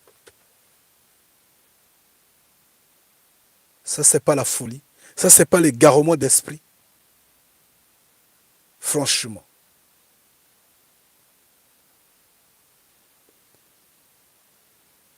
Est-ce qu'on le fait dans les nations? Non. Ça ne se fait qu'en Afrique.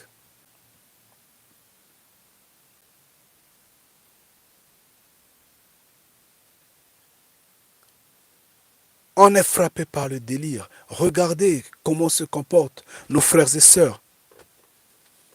On ne dira pas que sur TikTok, par exemple, les autres peuples ne font pas des bêtises ou ne font pas je ne sais quoi et quoi sur TikTok. Ils le font. Il y a également les hommes des nations qui font des vidéos sur TikTok. Tu dis, mais ça c'est n'importe quoi, mais ça, oui. Ils le font. Ça ne dérange pas. Pourquoi les nôtres dérangent? Pourquoi les nôtres font que le peuple se perd totalement? Pourquoi? On a dit, vous serez frappés des garroments d'esprit. On n'est que dans la bêtise. On n'est que dans la bêtise.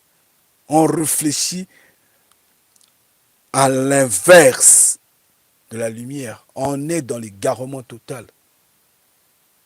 Et pourquoi? C'est ce que l'on dit ici.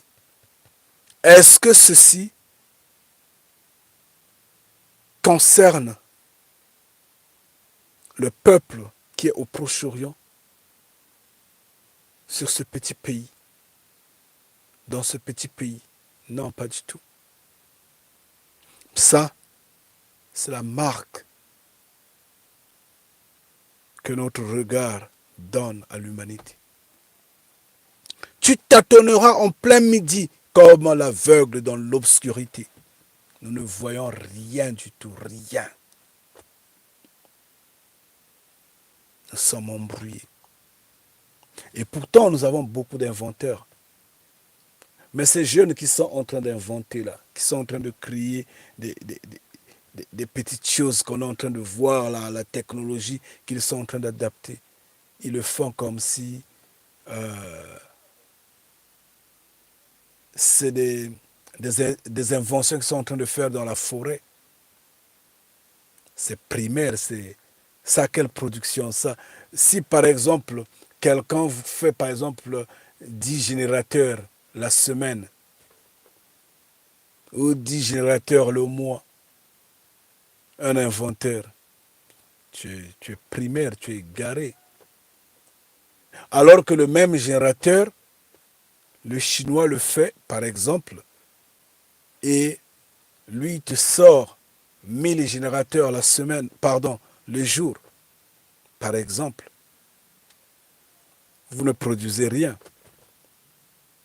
Donc nous sommes dans la malédiction totale. Il n'y a pas d'entreprise sur le terrain, il n'y a pas de débouché, il n'y a rien.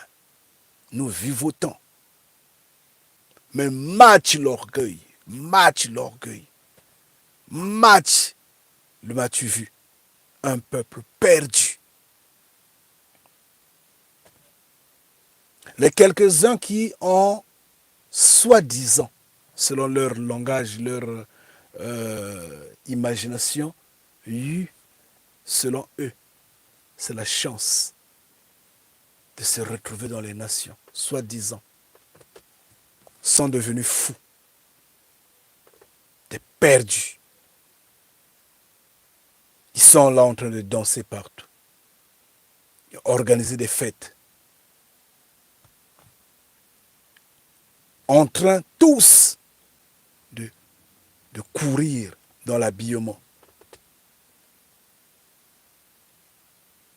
Sont tous en train de copier le modèle de vie de l'homme occidental, de l'homme des nations. Ils sont tous en train d'acheter des maisons sur la terre des nations. En fait, sur les terres des nations. Parce qu'ils disent, ce n'est plus l'Afrique. Ce ne sont plus les îles. Nous, on est sortis, nous sommes ici, on fait notre vie ici. Des perdus, un peuple maudit.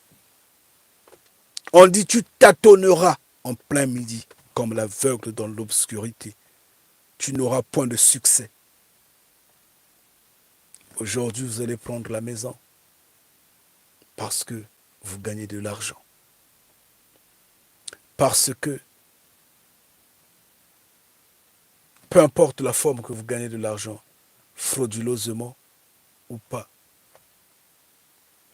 par la traîtrise ou pas, par le vol ou pas, peu importe, je ne suis pas là.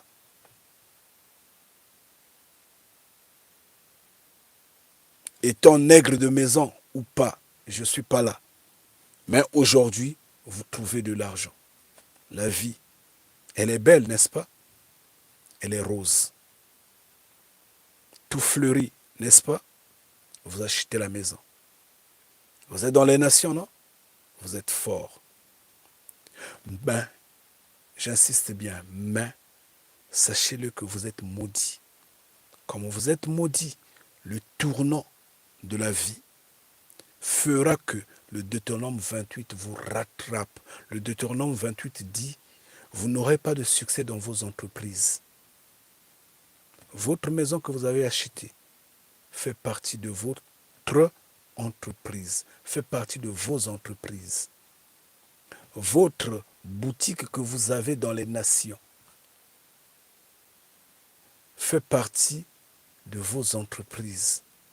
Ce n'est pas une façon de vous décourager, c'est une façon de vous dire que c'est vous ce peuple-là, repentance oblige et la vérité est celle-là. Maintenant, si vous entêtez, il n'y a pas de souci. Vous continuez la vie comme vous la continuez, comme d'habitude. Vous pouvez au moins penser à vos aînés, ceux qui ont été plus grands, plus vieux que vous, qui sont passés dans les nations, comment ils ont terminé. Ils sont nombreux qui ont beaucoup eu, hein, qui ont tout trouvé dans les nations. Ils sont venus, se sont mariés avec les femmes des nations ou les hommes des nations.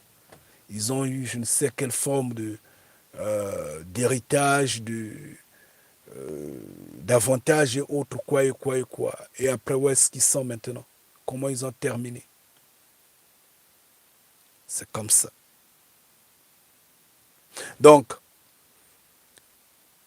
le Deutéronome 28 va vous rattraper après et fera que l'homme des nations vous ravisse la maison. Parce qu'il viendra un moment où vous n'allez plus trouver de l'argent sous plusieurs formes. Parce que dans les nations, tout s'achète. Ce n'est pas parce que vous aviez acheté que c'est terminé. Non. Vous allez acheter jusqu'au dernier jour de votre vie sur Terre. Si vous êtes sur Terre pendant 90 ans, vous allez acheter jusqu'à 90 ans. Acheter, ce n'est pas tout simplement que le prix de la maison était clos. En fait, vous avez tout payé. Non, vous pouvez tout payer. Mais quand vous payez les taxes, vous continuez d'acheter. C'est ça le problème. Quand vous payez je ne sais quel quoi, vous continuez d'acheter. Parce que vous ne pouvez pas vivre dans les nations sans acheter. Mais par ailleurs, si vous étiez sur votre terre, vous n'aurez pas tout ça. Même s'il y a des maudits, il y a des voleurs, ces hommes en cravate, ces hommes, ces crocodiles-là, qui veulent adapter le système des nations chez nous, ça ne va pas passer.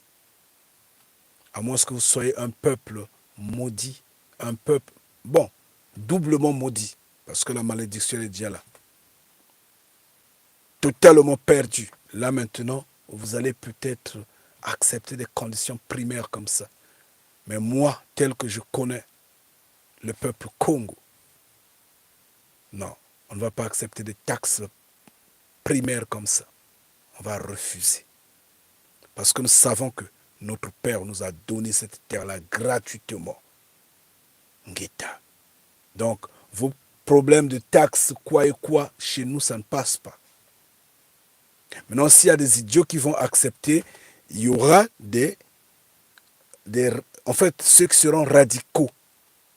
Ceux qui vont dire, ça ne passe pas. Une personne comme moi, je dirais, non, pas du tout. Je préfère l'Angonda. Je préfère que vous me tuiez. Ça n'a rien à faire. Je ne pourrais pas accepter. Ah, je suis dans les nations, ici, là. Ça titube. Mais chez moi, sur la terre Congo, non, ça passe pas. Ça passe pas. J'ai acheté la terre, ça me suffit.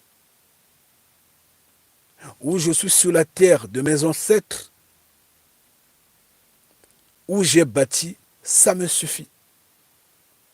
Vous venez, on en taxe ceci, taxe cela. Je dis, ça passe pas. Ça passe pas. Où je vous ferai descendre l'armée des cieux. Ça n'a rien à faire. Il y a des choses que le Congo ne pourra pas accepter, ne pourra pas faire. Et c'est pourquoi nous ne pourrons pas rester dans les nations indéfiniment. Ça ne passe pas. Il faut être maudit pour rester dans les nations. Ça, c'est la vérité, elle est comme ça. Il faut sortir de la malédiction de Deutéronome 28. Il faut y sortir. Elle est là, elle est existentielle, mais on doit sortir. Et pour sortir, il faut repartir dans les mains de Mfumu Congo. C'est de ça que nous vous disons, nous vous parlons toujours.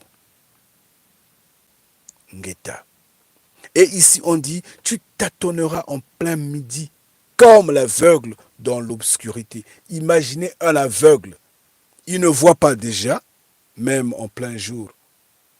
Ils tâtonnent. Combien de fois? Dans l'obscurité. Combien de fois dans l'obscurité? Ici, on dit, tu tâtonneras comme l'aveugle dans l'obscurité. Mais toi, tu vas tâtonner en plein midi. C'est grand, hein? C'est très fort. Et c'est pourquoi les hommes des nations continuent de blaguer avec nous, parce que nous tâtonnons, parce que nous ne voyons rien, parce que nous sommes égarés. Ces hommes des nations-là sont idiots, vous le savez bien sûr, qui ne sont pas intelligents. Regardez par exemple, dernièrement, là, ils venaient de faire une conférence, je ne sais pas, internationale sur la vaccination en France, là. Soi-disant internationale, soi-disant une conférence mondiale. Mais on n'a pas vu les autres là-bas, hein, presque. Hein. Par mascarade, oui, mais vraiment, on a vu la présence africaine. Ils ont également parlé seulement de l'Afrique.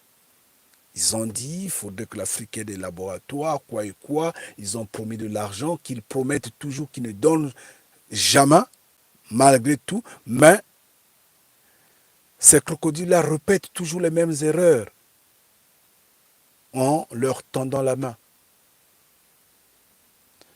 Combien de temps sont passés pour que l'on parle de confinement au Sénégal, au Togo, pour que l'on parle d'une maladie, je ne sais quoi, bizarre à l'est de la RDK, pour que... Donc, vous voyez qu'aussitôt ils ont fait quelque chose, et aussitôt ils sont en train de commencer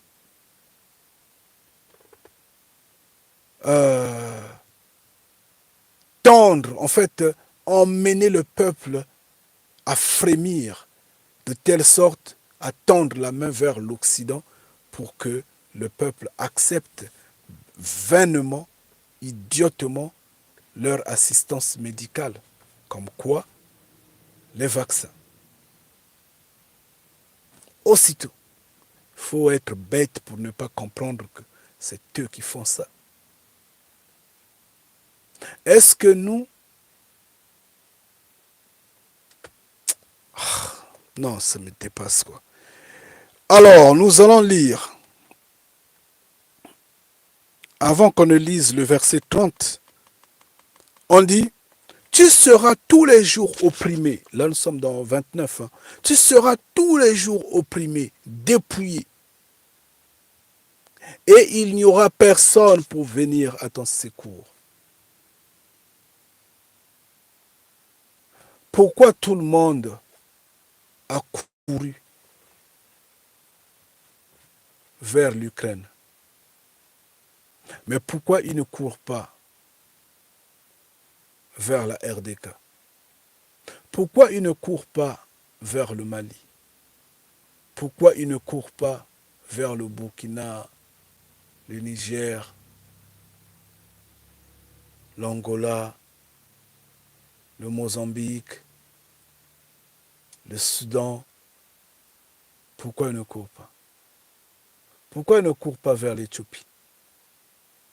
On dit, tu seras opprimé tous les jours, dépouillé, et il n'y aura personne pour venir à ton secours. N'est-ce pas que nous sommes abandonnés? N'est-ce pas que nous faisons la une des journaux? N'est-ce pas qu'on se moque de nous?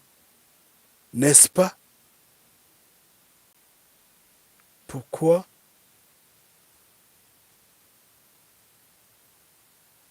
Est-ce que le peuple, le peuple qui est au Proche-Orient, là, sur cette petite terre-là, est abandonné?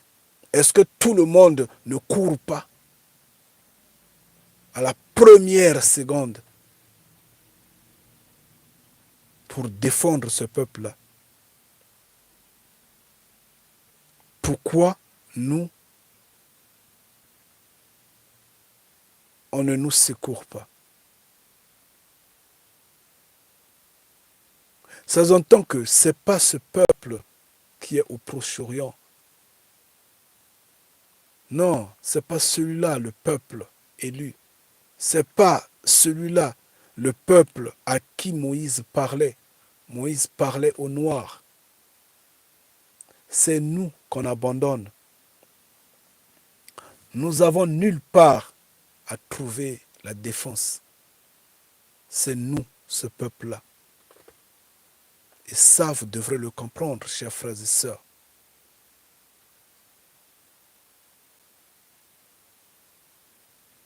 Il n'y a jamais eu de génocide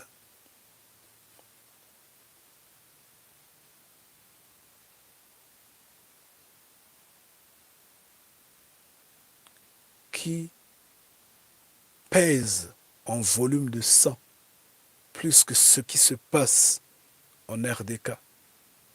Pourquoi on n'en parle pas? Pourquoi ça ne dit rien à autrui? C'est nous, ce peuple-là.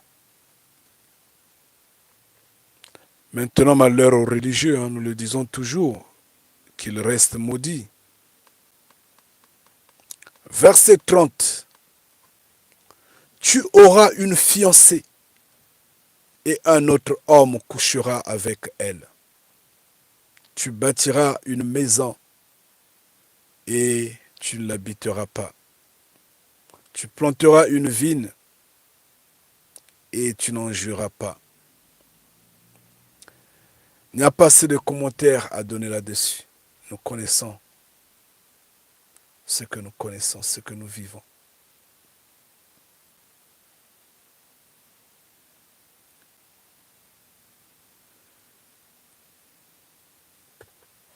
Combien de nos frères et sœurs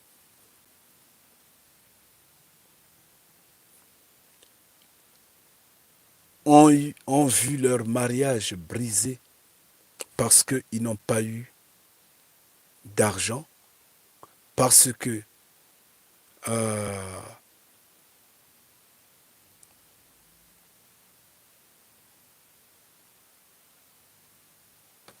on a décidé autre chose sur leur couple. Combien? Beaucoup. Aujourd'hui, ça peut être, tu es... En fait, c'est quoi? Je vais le dire ainsi. Essayons de repartir au temps où ces hommes des nations sont arrivés sur notre terre.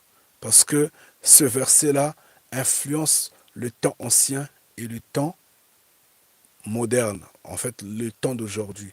Dans le temps ancien, il y a eu beaucoup de Congos auxquels on a imposé, notamment à la femme, avant de se marier,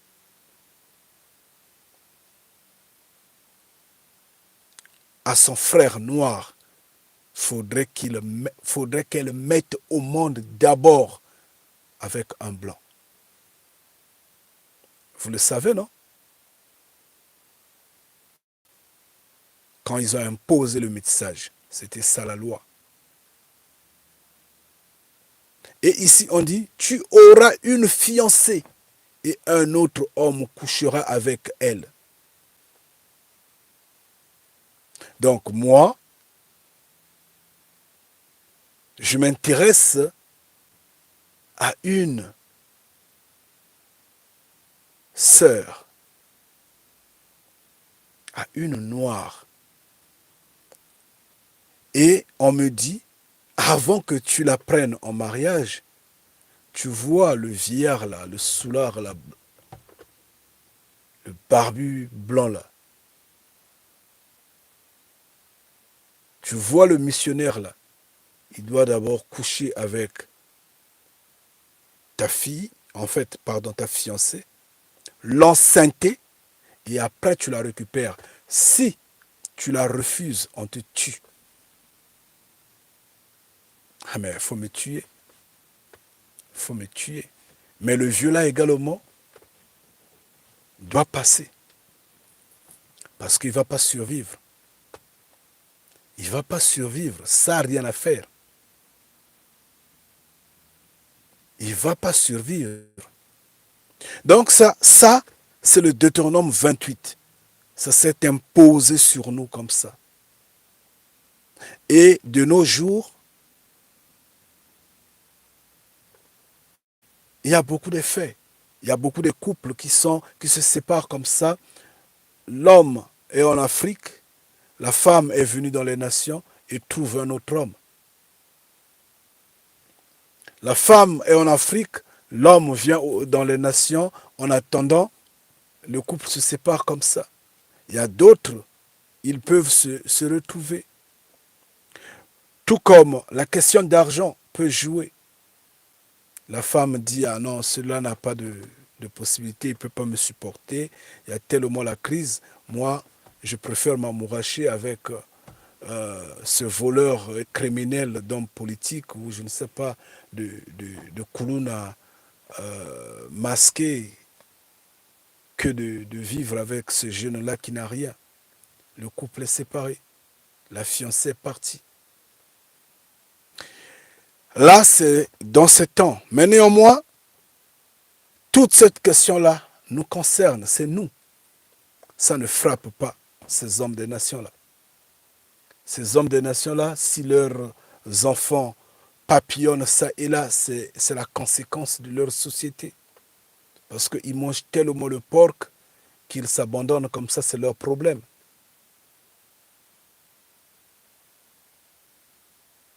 Mais sinon, nous, ça nous concerne parce qu'en fait, c'est cela. On dit, tu bâtiras une maison et tu ne l'habiteras pas. Il y a beaucoup de gens qui ont construit des maisons et qui ne sont pas dans ces maisons-là. Il y a beaucoup de gens. Pourquoi? Parce que la vie est troublée. La malédiction fait que tu papillonnes, tu erres ça et là. Tu as bâti une belle maison qui est au village. Tu es obligé de te retrouver dans les nations. Pourquoi? Parce que tu dis, là-bas, je n'arrive pas à trouver de l'argent. Tu viens chercher de l'argent dans les nations. Je n'arrive pas à trouver ceci, je n'arrive pas à avoir la tranquillité parce que on a tellement mis des koulounas en circulation que toi tu papillonnes ailleurs. La maison, tu ne dors pas dans ta maison. Tout comme il y a plusieurs circonstances, c'est notre société, pas eux. Eux, ils sont tranquilles. Donc ici, ce qu'il faut retenir est que les hommes des nations sont des menteurs. Ce ne sont pas eux. En fait, le peuple élu, la tête, l'héritier numéro un du Créateur vivant, j'insiste bien, l'héritier numéro un de Mfumu Congo. Parce que le Créateur vivant, son nom est Congo. Congo est son nom. Ngeta. Ça, c'est le nom de Nzambia Mpungu. Mfumu Zola Mfumu Tulendo. Congo.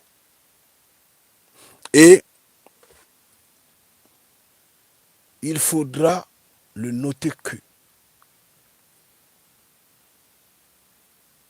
son héritier numéro un est noir.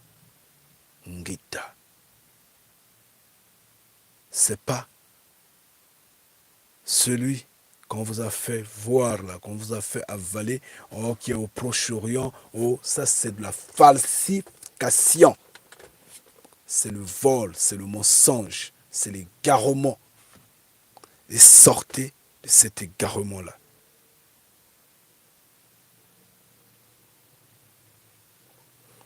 Ngeta.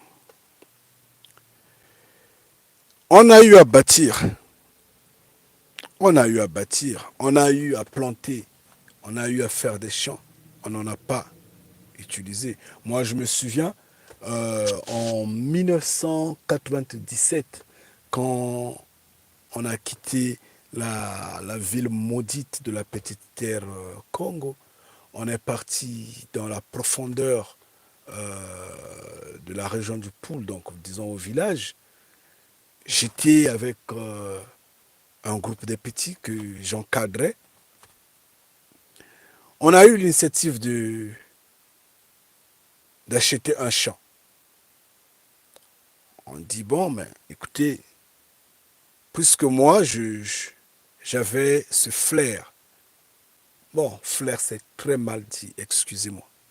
En fait, Mfumu Congo me parlait de temps en temps. Donc, je savais bien que la guerre arrivera, la guerre, il fallait sortir, la guerre est arrivée. Bon, après tout, ça va passer bientôt, on va rentrer, mais on pourra avoir besoin. La terre, il faudra la cultiver, il faudra la transformer. On a acheté un champ. Nous nous sommes mis à travailler sur ce champ-là.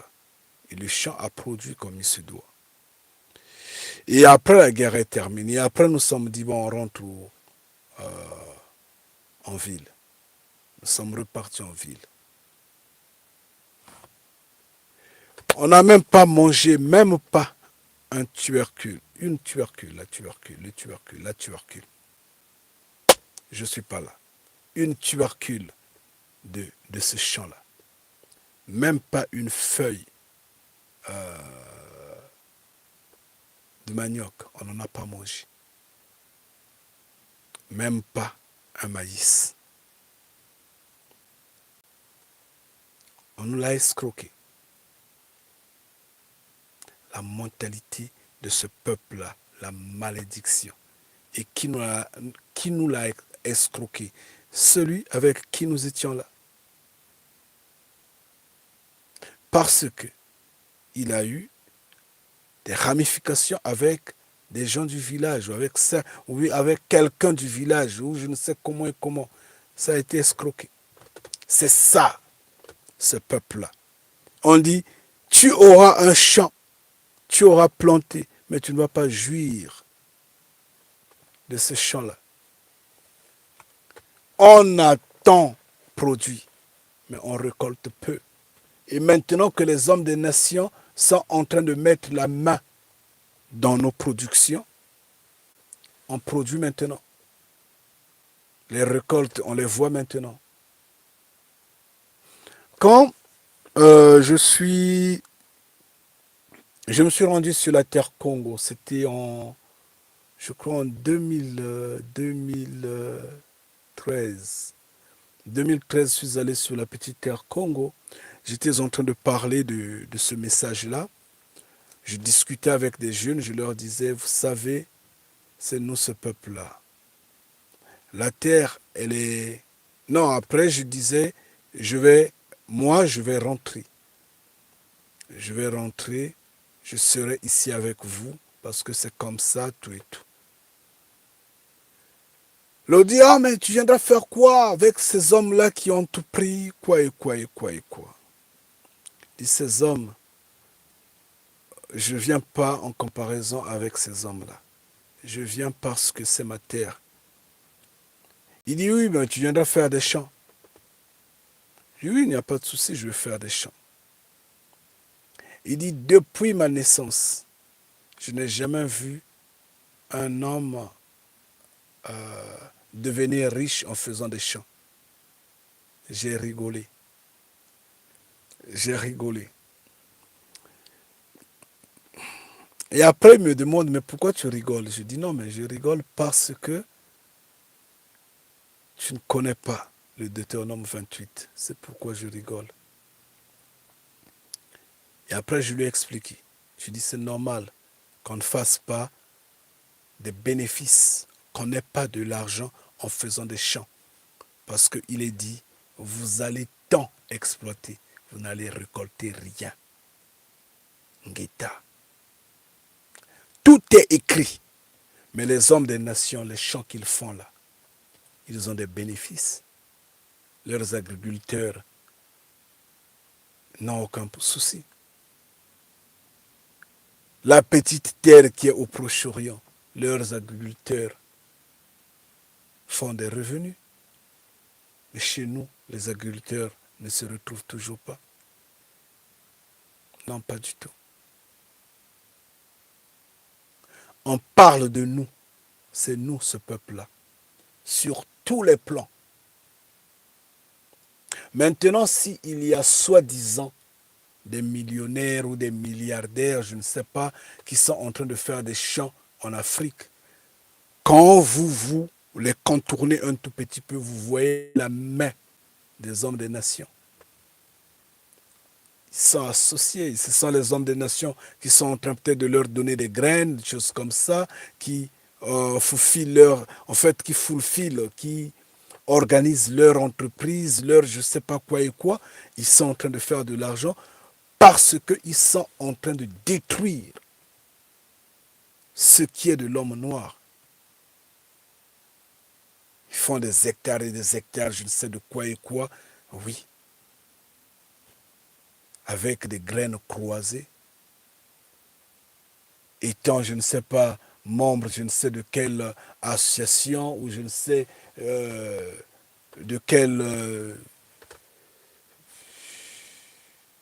département occulte et autres. C'est leur problème. Mais,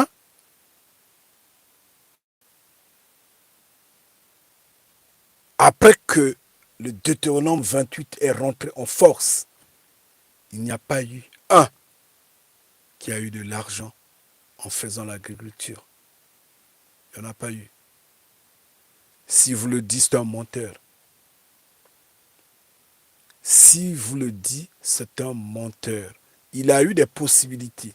Il a eu l'abondance de nourriture et tout. Oui. Il a eu les moyens d'envoyer de l'argent, des enfants à l'école, ça et là, oui. Mais,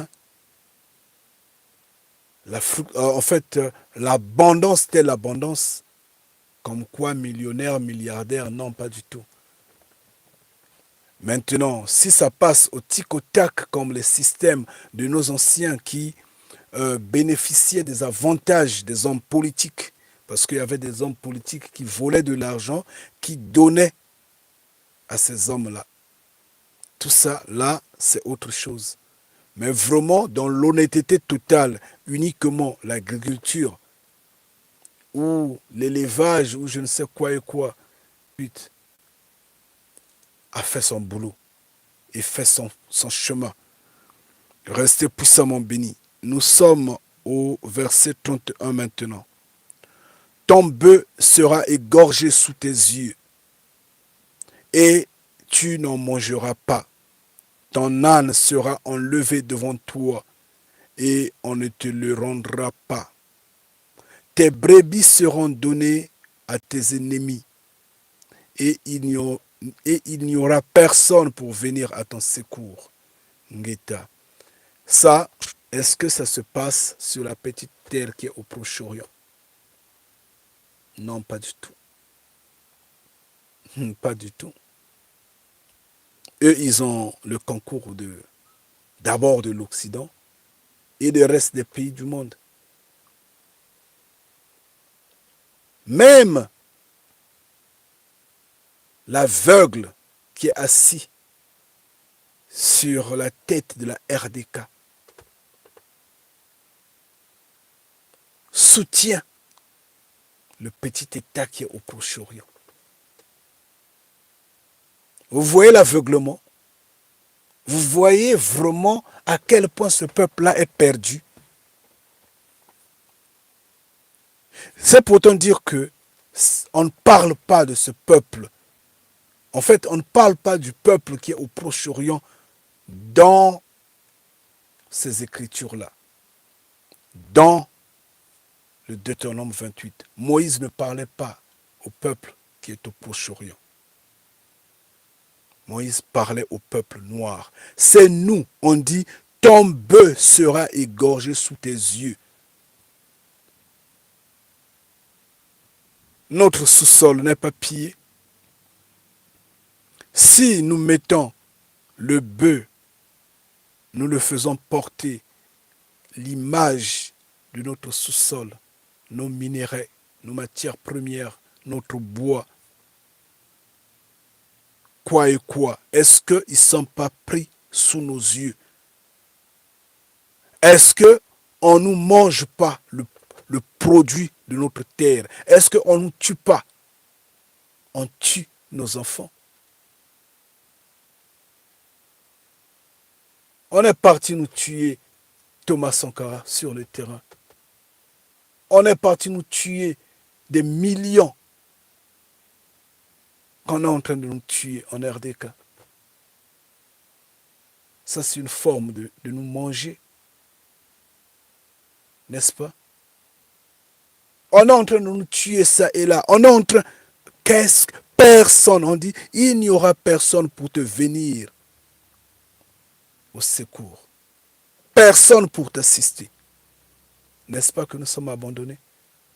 Ils sont toujours dans les calculs de nous détruire en envoyant, je ne sais, des vaccins sur le terrain, du poison, nous stériliser, nous tuer par génocide, faire ça et ça et ça, par la crise. Ils font tout. Ils multiplient les fictions pour que nous souffrons, pour que nous suffoquons, pour que nous ne soyons plus... En fait, pour que nous ne nous élevons pas. On dit, ton bœuf sera égorgé sous tes yeux et tu n'en mangeras pas quand ils vont prendre le pétrole chez nous. Qu'est-ce qu'on nous donne? Le peuple ne souffre pas. Ce sont les nègres de maison à qui on donne. On donne au crocodile, à la famille du crocodile, à tous ceux qui sont dans le complot de jouer, en fait, de, de tout dilapider. Mais nous, qu'est-ce que nous recevons? Rien. On dit, tu n'en mangeras pas. On pille ton sous-sol, tu n'as rien. Ton âne sera enlevé devant toi. Qu'est-ce qu'on ne prend pas de l'Afrique, qu'on emmène ça et là? Même la terre est prise en Afrique. On va prendre notre terre, on emmène ailleurs. L'eau, on va prendre l'eau, on emmène. On prend tout, on va prendre en Afrique. Nous, qu'est-ce qu'on fait? Rien du tout. Et on ne te le rendra pas.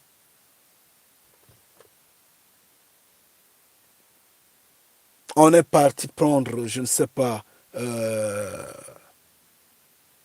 ces patrimoines-là, ces statuettes-là, je ne sais quoi et quoi. On est parti prendre des obélisques en Afrique. Est-ce qu'on les a rendus?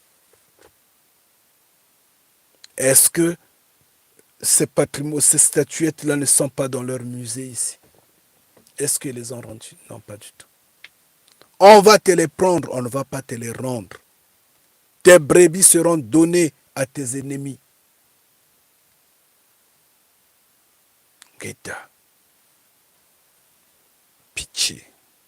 Et après, on va dire, oh non, oh, non, les religieux sont idiots, hein, franchement, quoi.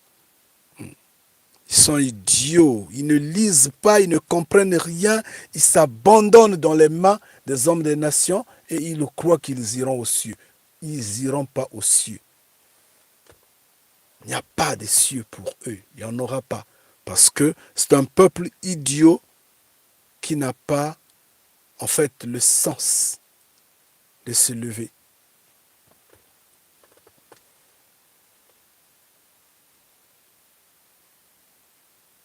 Tes fils et tes filles seront livrés à un autre peuple. Tes yeux le verront et languiront. Tout le long après eux et ta main sera sans force. Donc, dans plusieurs versions de nos vidéos où on a parlé déjà du Deutéronome 28, on avait déjà expliqué ça. Là, on voit déjà, on est en train de nous parler de la traite négrière. Et depuis la traite négrière, si nous ramenons ça à l'époque où nous sommes, eh bien, voyez seulement combien tous ces noirs-là s'en meurent pour l'Occident.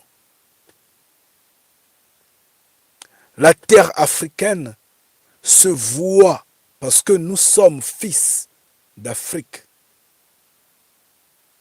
Nous sommes fils de la terre Congo. Mais notre terre nous voit s'en aller. On nous donne dans les nations. Et en partant, qu'est-ce que nous disons? Nous sommes des nations, n'est-ce pas? Orgueilleux que nous sommes. Il faut les voir quand, par exemple, ils traversent je ne sais quelle frontière ou des idiots, quoi. Moi, je suis le chien des Anglais avec son passeport. Un colonisé perdu. L'autre là-bas sort son passeport. un chien des Français. L'autre là-bas, un chien des Belges. L'autre là-bas, un chien des Portugais. Ils ont tous les nationalités, ils ont tous les papiers de ces pays-là, des perdus. Bien sûr, moi de même, j'en ai. J'ai la nationalité anglaise. J'ai la citoyenneté anglaise. Et je fais partie de ces chiens-là, de ces perdus, de ces moutons, de ces nations-là. Mais, de grâce, moi, je n'ai pas la corde au cou. Eh oui, moi, je n'ai pas la corde au cou. Donc, je ne suis pas un mouton. Parce que ce que je dis, l'homme des nations ne pourra pas supporter, entendre ce que je dis. Et depuis que j'étais rentré dans ce pays-là, l'homme des nations n'a pas eu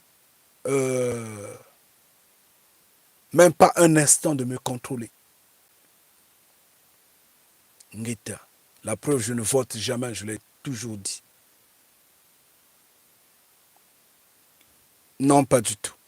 Donc, je n'ai pas la corde au cou parce que je suis un lion. Ngeta. Moi, je ne suis pas un mouton. Je ne suis pas un chien. J'ai pris leurs documents parce que je dois circuler, parce que je dois être tranquille, parce que je ne veux pas être emmerdé. C'est pourquoi.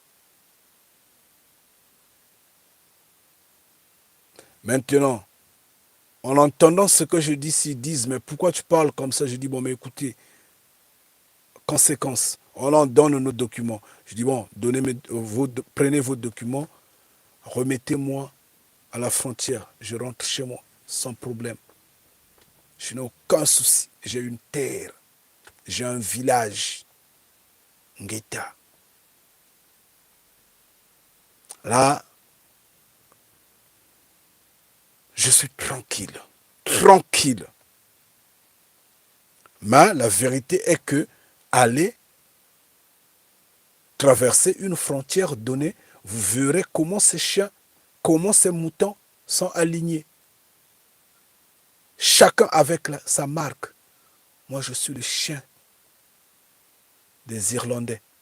Moi, je suis le chien américain.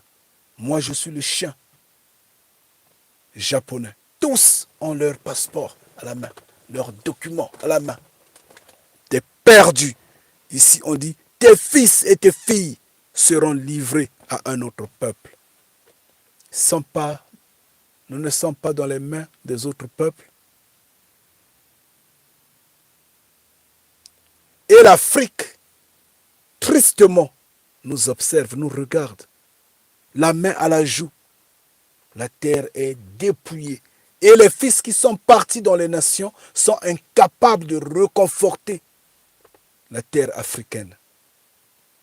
Incapables de dire la terre doit être affranchie. Non, ils observent d'un œil complice tout ce qui se passe sur le terrain. Soi-disant, sont des panafricains. Qu'est-ce qu'ils font? Ils sont incapables de dire à cette jeunesse-là, arrêtez de prendre l'alcool. Et pourtant, des nations, ils comprennent bien ce que l'alcool fait pour que ce peuple-là soit détruit. Mais non. Mais soi-disant, ils sont panafricains. Soi-disant, ils étaient partis dans les nations. Ils sont partis eux-mêmes boire de l'alcool, perdus, égarés. Ils se contentent de manger le porc, de manger des viandes croisées, des poulets qui grandissent au bout de 2 semaines, perdus totalement, et ils ne disent rien sur ce peuple-là. Finalement, tout le peuple est en train de couler. Tout le peuple est en train de s'égarer, en train de couler.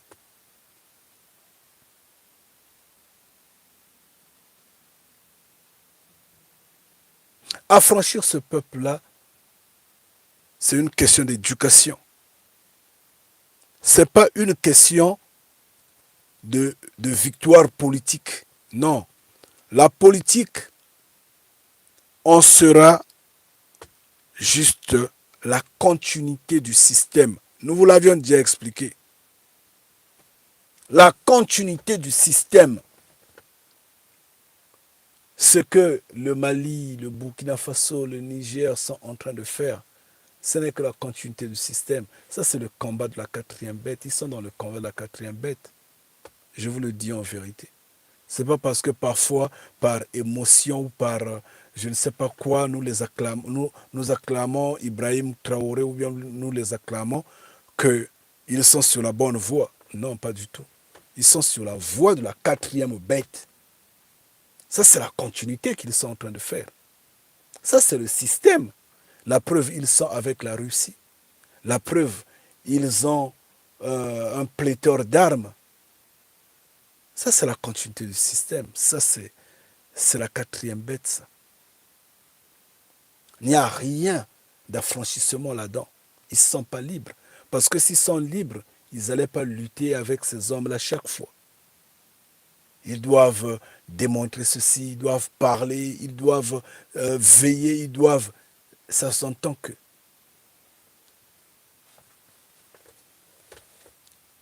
Ils ont des griffes comme ça. Et ils craignent ces griffes-là. Il n'y a rien de Mfumu Congola. Ils ne sont pas affranchis. Ils ont encore des chaînes. Parce qu'ils sont dans ce système-là. C'est ça. Ça, c'est la vérité. Donc, l'affranchissement de ce peuple-là, ce n'est pas le bruit que les panafricains foutent là. Ça, c'est du bruit pour rien. L'affranchissement de ce peuple-là, l'affranchissement de ce peuple-là, c'est une question de connaissance. Une question d'intelligence. Une question de dire à ce peuple-là, mange sain. Mange propre. Ne bois pas l'alcool. Ne fume pas. Ne prends pas de drogues. Éloigne-toi des tramadol ou je ne sais pas quoi et quoi. Toutes ces drogues-là qu'on est en train de donner à ce peuple-là sur le terrain-là. Les Bombay, beaucoup d'autres, quoi et quoi. Éloigne-toi de ça. Brise, brûle les entreprises qui fournissent de l'alcool sur le terrain. Ne va pas dans l'amusement, concert et quoi et quoi. Brise les églises, brise ces religions-là. Sois indépendant, sois tranquille. Que tu dormes tranquillement la nuit et que tu te réveilles tranquillement le matin. Non par le bruit des gens qui crient, oh venez prier, venez faire ceci, oh Jésus a dit, oh Dieu a dit. Ce sont des embrouilleurs. Ça ne passe pas. Ça s'entend que on est en train de vous agiter. Parce que quand vous êtes agité, on n'allait plus réfléchir. Sortez des partis politiques, sortez des associations, sortez des ONG. Ça, c'est le message que les religieux, les panafricains devraient passer. Dire à ce peuple-là, efforce-toi, va à l'école pour nettoyer ton cerveau. Étudie, fais le sport. Nettoie ton cerveau. Nettoie ton sang. Sois fort. Abandonne les crimes rituels. Ne sois pas à la course de l'argent. L'argent occidentalisé ou argent à l'image des nations. Dépasse ça. Pourquoi? Parce que toi-même, tu es debout, tu es assis sur de l'argent, tu en as l'abondance. Concentre-toi un peu, maîtrise-toi. Tu en as tout entre tes mains. Nous devrons nous affranchir. Parce que si tu as la connaissance, tu seras affranchi. Ne prends pas les vaccins idiotement qu'on te présente là. Ce n'est pas ça qui va t'affranchir. Au contraire, ça va te tuer. C'est ça que le panafricain allait passer à ce peuple-là.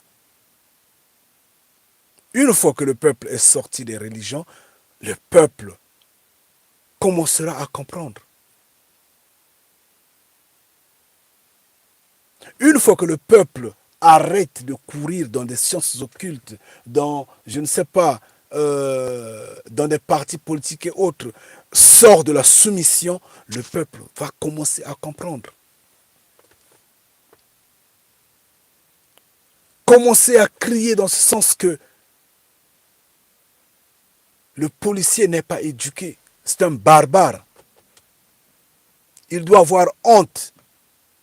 Il doit avoir un sens de responsabilité, en fait, l'humanisme en lui. Le panafricain ne le dit pas. Le panafricain fait juste un jeu de langue en tournant autour de la politique, en embrassant tout ce que l'homme des nations lui donne comme combat, des combats préfabriqués et qui n'affranchissent personne. Est-ce qu'ils ont eu la victoire avec le franc CFA jusqu'à aujourd'hui? Non, pas du tout.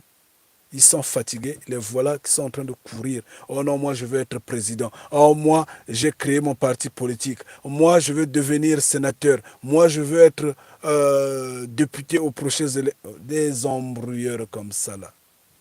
Des fatigués comme ça, des perdus. Pourquoi? Parce qu'ils ont été dans des combats préfabriqués que l'Occident leur a donnés, que l'homme des nations leur a tendu. Tout ça, c'est pour égarer le peuple africain de plus belle. Et le peuple africain est rentré dans ce jeu-là. Restez puissamment bénis, enfants de Mfumu Congo.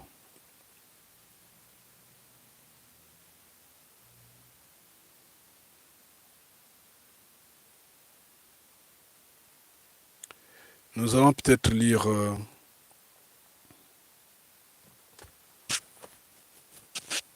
le verset 33. Un peuple que tu n'auras pas connu mangera le fruit de ton sol et tout le produit de ton travail, et tu seras tous les jours opprimé et écrasé. Guetta.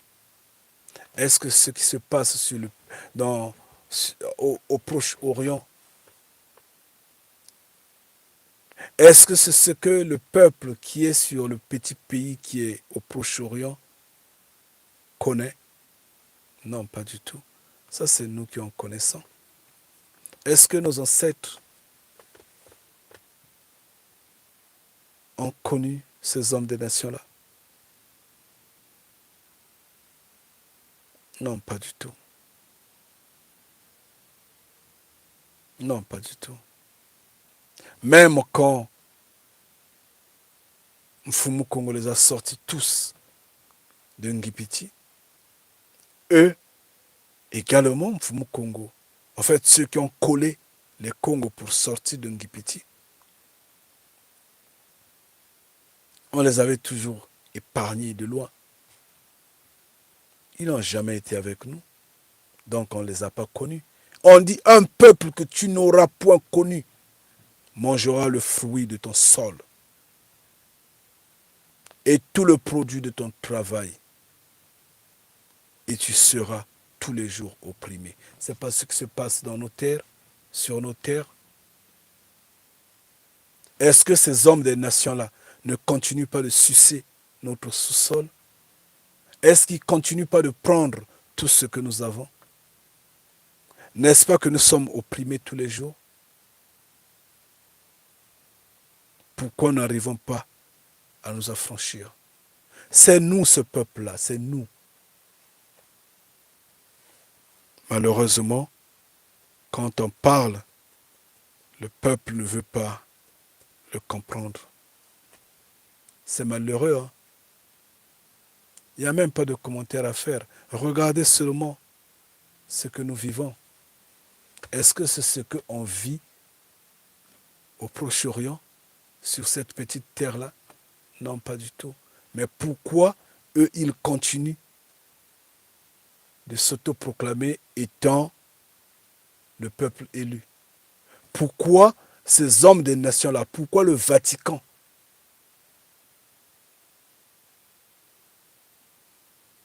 se retient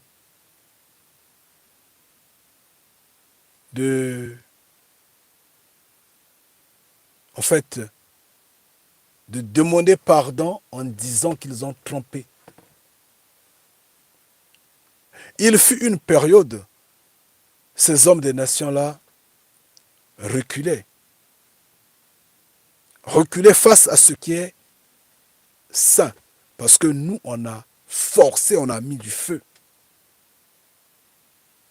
Parce que même eux-mêmes, ils ont commencé à reconnaître. Ils faisaient des vidéos que le peuple est le peuple est noir, que le peuple, ils commençaient à faire des vidéos. Maintenant, pourquoi ils n'en font plus maintenant? Parce qu'ils ont remarqué que ils ont réussi à endormir encore le peuple noir. Parce que quand eux, ils ont eu l'habitude de le faire un tout petit peu, ils ont agité beaucoup de nos frères et sœurs qui nous suivaient, nous, enfants de Mfumu Congo, et qui nous combattaient à ce moment-là. Eux, ils les ont appuyés. Ils ont fait des vidéos, mais en appuyant le langage de ces frères-là. Et maintenant, le feu est baissé. Il y a le silence total. Et si vous remarquez bien, ils sont en train maintenant de faire beaucoup de publicités sur le mensonge qu'ils ont toujours véhiculé. Là, ils parlent bien de l'égrégore encore. Ils font des publicités. Ils appellent les gens d'aller prier l'égrégore. Le Vatican semble souffler maintenant. Pourquoi? Parce que le peuple est perdu. Le peuple n'a pas de connaissance. Le peuple est jaloux, le peuple est têtu, le peuple est mauvais. Le peuple est incapable de reconnaître, de donner la place qu'il faut à ses frères, notamment les bénis de Mfumu Congo. Nous qui parlons, ils sont incapables de dire oui, ils sont en train de dire la vérité en relève ce qu'ils sont en train de dire. Non, pas du tout.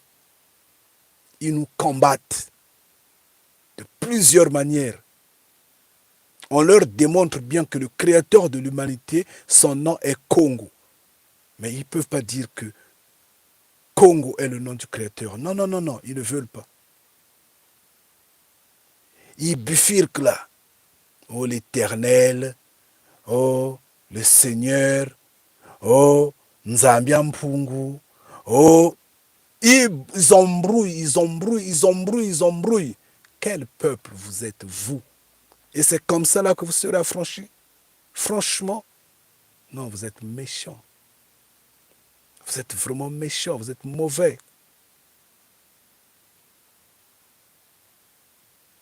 La vérité, la réalité des faits vous démontre que Jésus-Christ est une falsification. Le Messie n'a jamais été blanc.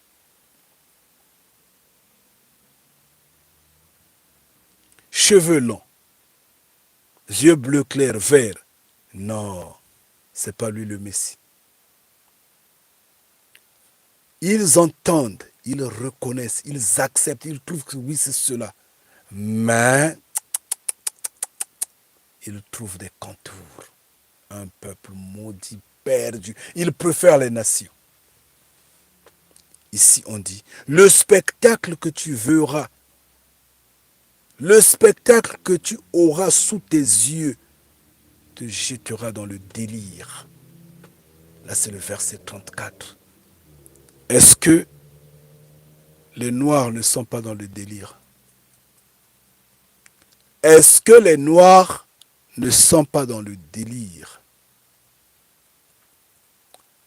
Il y a un que je regardais qui disait, un Noir, hein, un perdu, qui dit non, voyez le créateur de l'humanité, en fait, c'est une femme. J'ai secoué la tête, quoi. Un Noir Il dit le créateur de l'humanité, Nzambia Mpungu, est noir. Ok, Nzambia Mpungu est noir, oui. Pardon. Ah, excusez-moi, je parle mal. Est une femme. Excusez-moi, je vous en prie. Il dit, le créateur de l'humanité est une femme. Donc, Mfumu Congo est une femme. Nzambia Mpungu. Nzambi Yaba Nzambi est une femme. Moi, je secouais la tête, quoi. Je dis, regardez-moi des perdus comme ça. Et quand vous voyez une vidéo pareille, matchez le nombre de vues. Beaucoup de gens. Parce que les hommes sont attirés par le mensonge, sont attirés par l'égarement.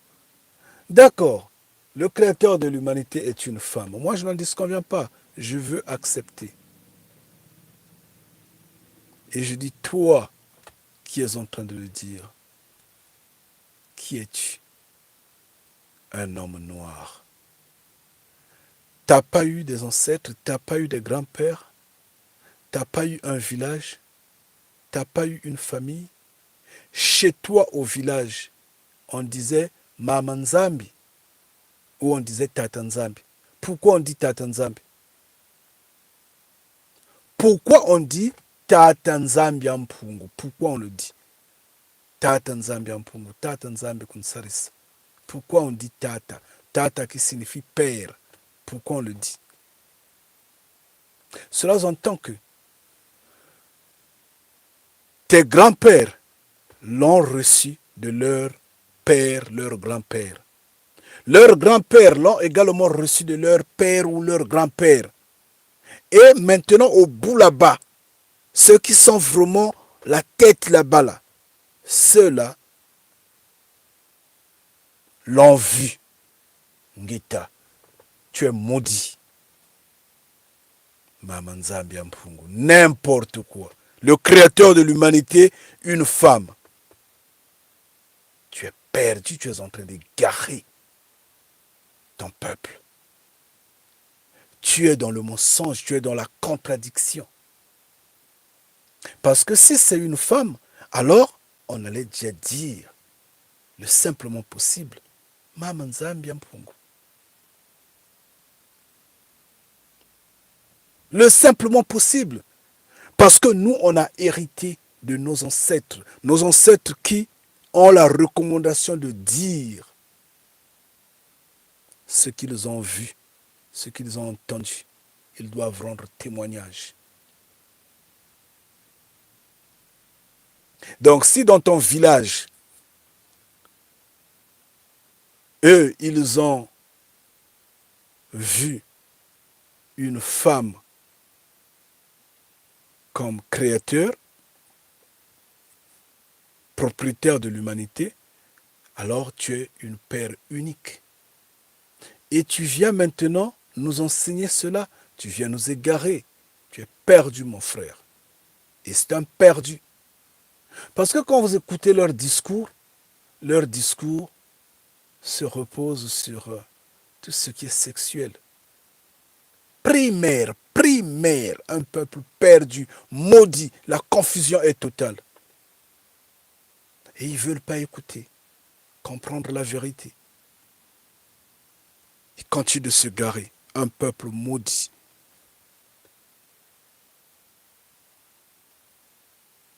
Ngeta. Oh, Mfumu Congo. Là, nous sommes où là? Nous sommes à quelle heure? 2h20 et quelques ou 30 et quelques. Bien, on va peut-être arrêter là. On ne va pas en faire trop long. Nous sommes arrêtés. Prochainement, nous allons lire le verset 36. Mais tout en notant qu'on a beaucoup des versions de Deutéronome 28, hein, sur Kanidia Congo comme sur déjà Congo. Nous allons continuer ça à partir du verset 36 pour aller jusque là où nous allons terminer, je pense bien que nous allons en faire dans le direct dans lequel nous avions dit que prochainement, le, bon, pas prochainement, ça c'est mal dit, mais le prochain direct, nous allons ouvrir le micro. Donc, nous allons recevoir les appels de X, Y, Z selon les questions qu'ils vont poser, parce qu'il y a beaucoup de frères qui écrivent ou qui veulent poser des questions. Sauf que sur écran, moi, je ne peux pas lire. Là, j'ai vu un frère ou des frères qui sont en train d'écrire, ça me signale, c'est des tierces de secondes que ça fait et ça disparaît. Je ne peux pas vraiment lire, je ne peux rien apprendre. Donc,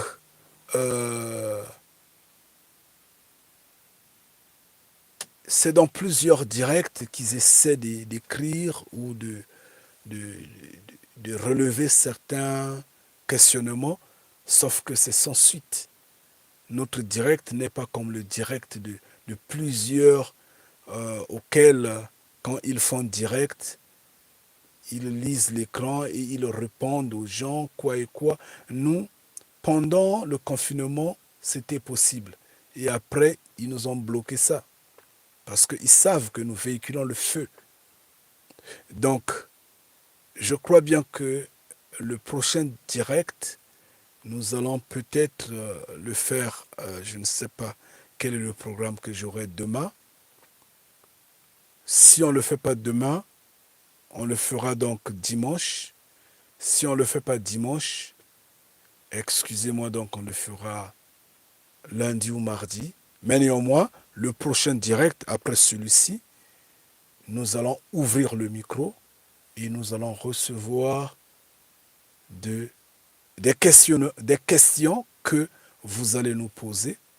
Nous allons essayer de vous répondre. Peut-être que cela pourra aider certains frères et sœurs qui voudront bien connaître. Vraiment, restez puissamment bénis. Restez puissamment bénis, Yengekieno. Nous allons nous arrêter en attendant à ce point. Que Mfumu continue de vous assister, continue de vous guider, continue de vous donner force, énergie et combativité. Nous insistons, maudits soient les panafricains qui pensent que le crocodile de la petite terre Congo est devenu panafricain. Vraiment, allez sur le terrain, voyez comment vivent les débrasistes. Vous allez cracher par terre. Restez puissamment bénis, force à vous. Et surtout, déliez vos langues. Criez au scandale de ce que ce système semble reprendre force à cause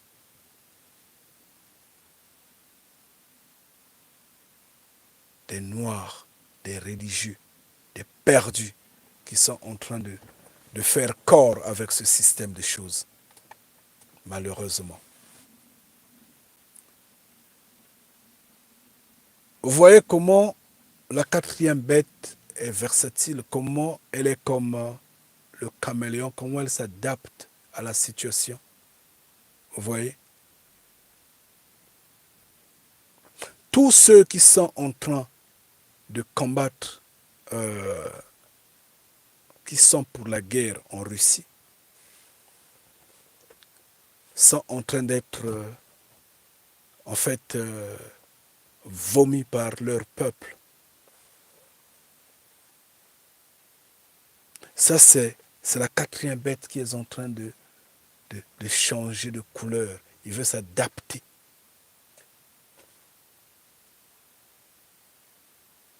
Donc, ces hommes-là voudront également faire de telle sorte que leur plan marche.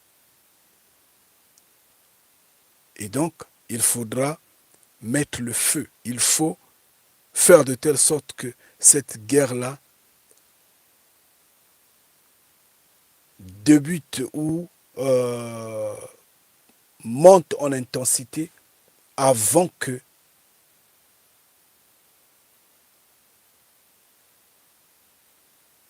leur peuple, en fait ceux qui sont contre cette guerre-là, ne réussissent. Nous sommes en train de voir du côté de la France comment le porte-parole de la quatrième bête est en difficulté. Pratiquement, n'aura plus les moyens de gouverner comme il se doit. Maintenant, s'il s'entête, il va démissionner, il va tomber. Et nous voyons déjà au Royaume-Uni comment le gouvernement est tombé. Maintenant, ceux qui viendront vont composer avec la Russie. Si vous êtes en train de comprendre, ceux qui viendront vont composer avec la Russie. Comme Trump qui viendra aux États-Unis va également composer avec la Russie. Tout le monde va pouvoir... Donc, quelles que soient les formes, la quatrième bête ne fait que se métamorphoser. Et souvenez-vous, nous avions dit, la finalité est que, qu'il y ait guerre ou pas, quelles que soient les formes, peu importe, la finalité est qu'ils vont s'entendre et ils vont se fondre sur l'Afrique. Notez-le bien, parce que l'Armageddon sera en Afrique. Restez puissamment bénis. Yenge Kieno, Kanidia Congo, vraiment doit s'en aller. Il fait quand même tard. Force à vous. Toutes les fois que Mfumu Congo continue de vous assister, que Mfumu Congo vous donne combativité, énergie. Excusez-moi, je vous en prie. Mfumu Congo vous donne combativité, énergie, endurance. Qu'il vous ouvre la connaissance, l'intelligence. Force à vous. Yenge Kieno, une fois de plus. Ngita.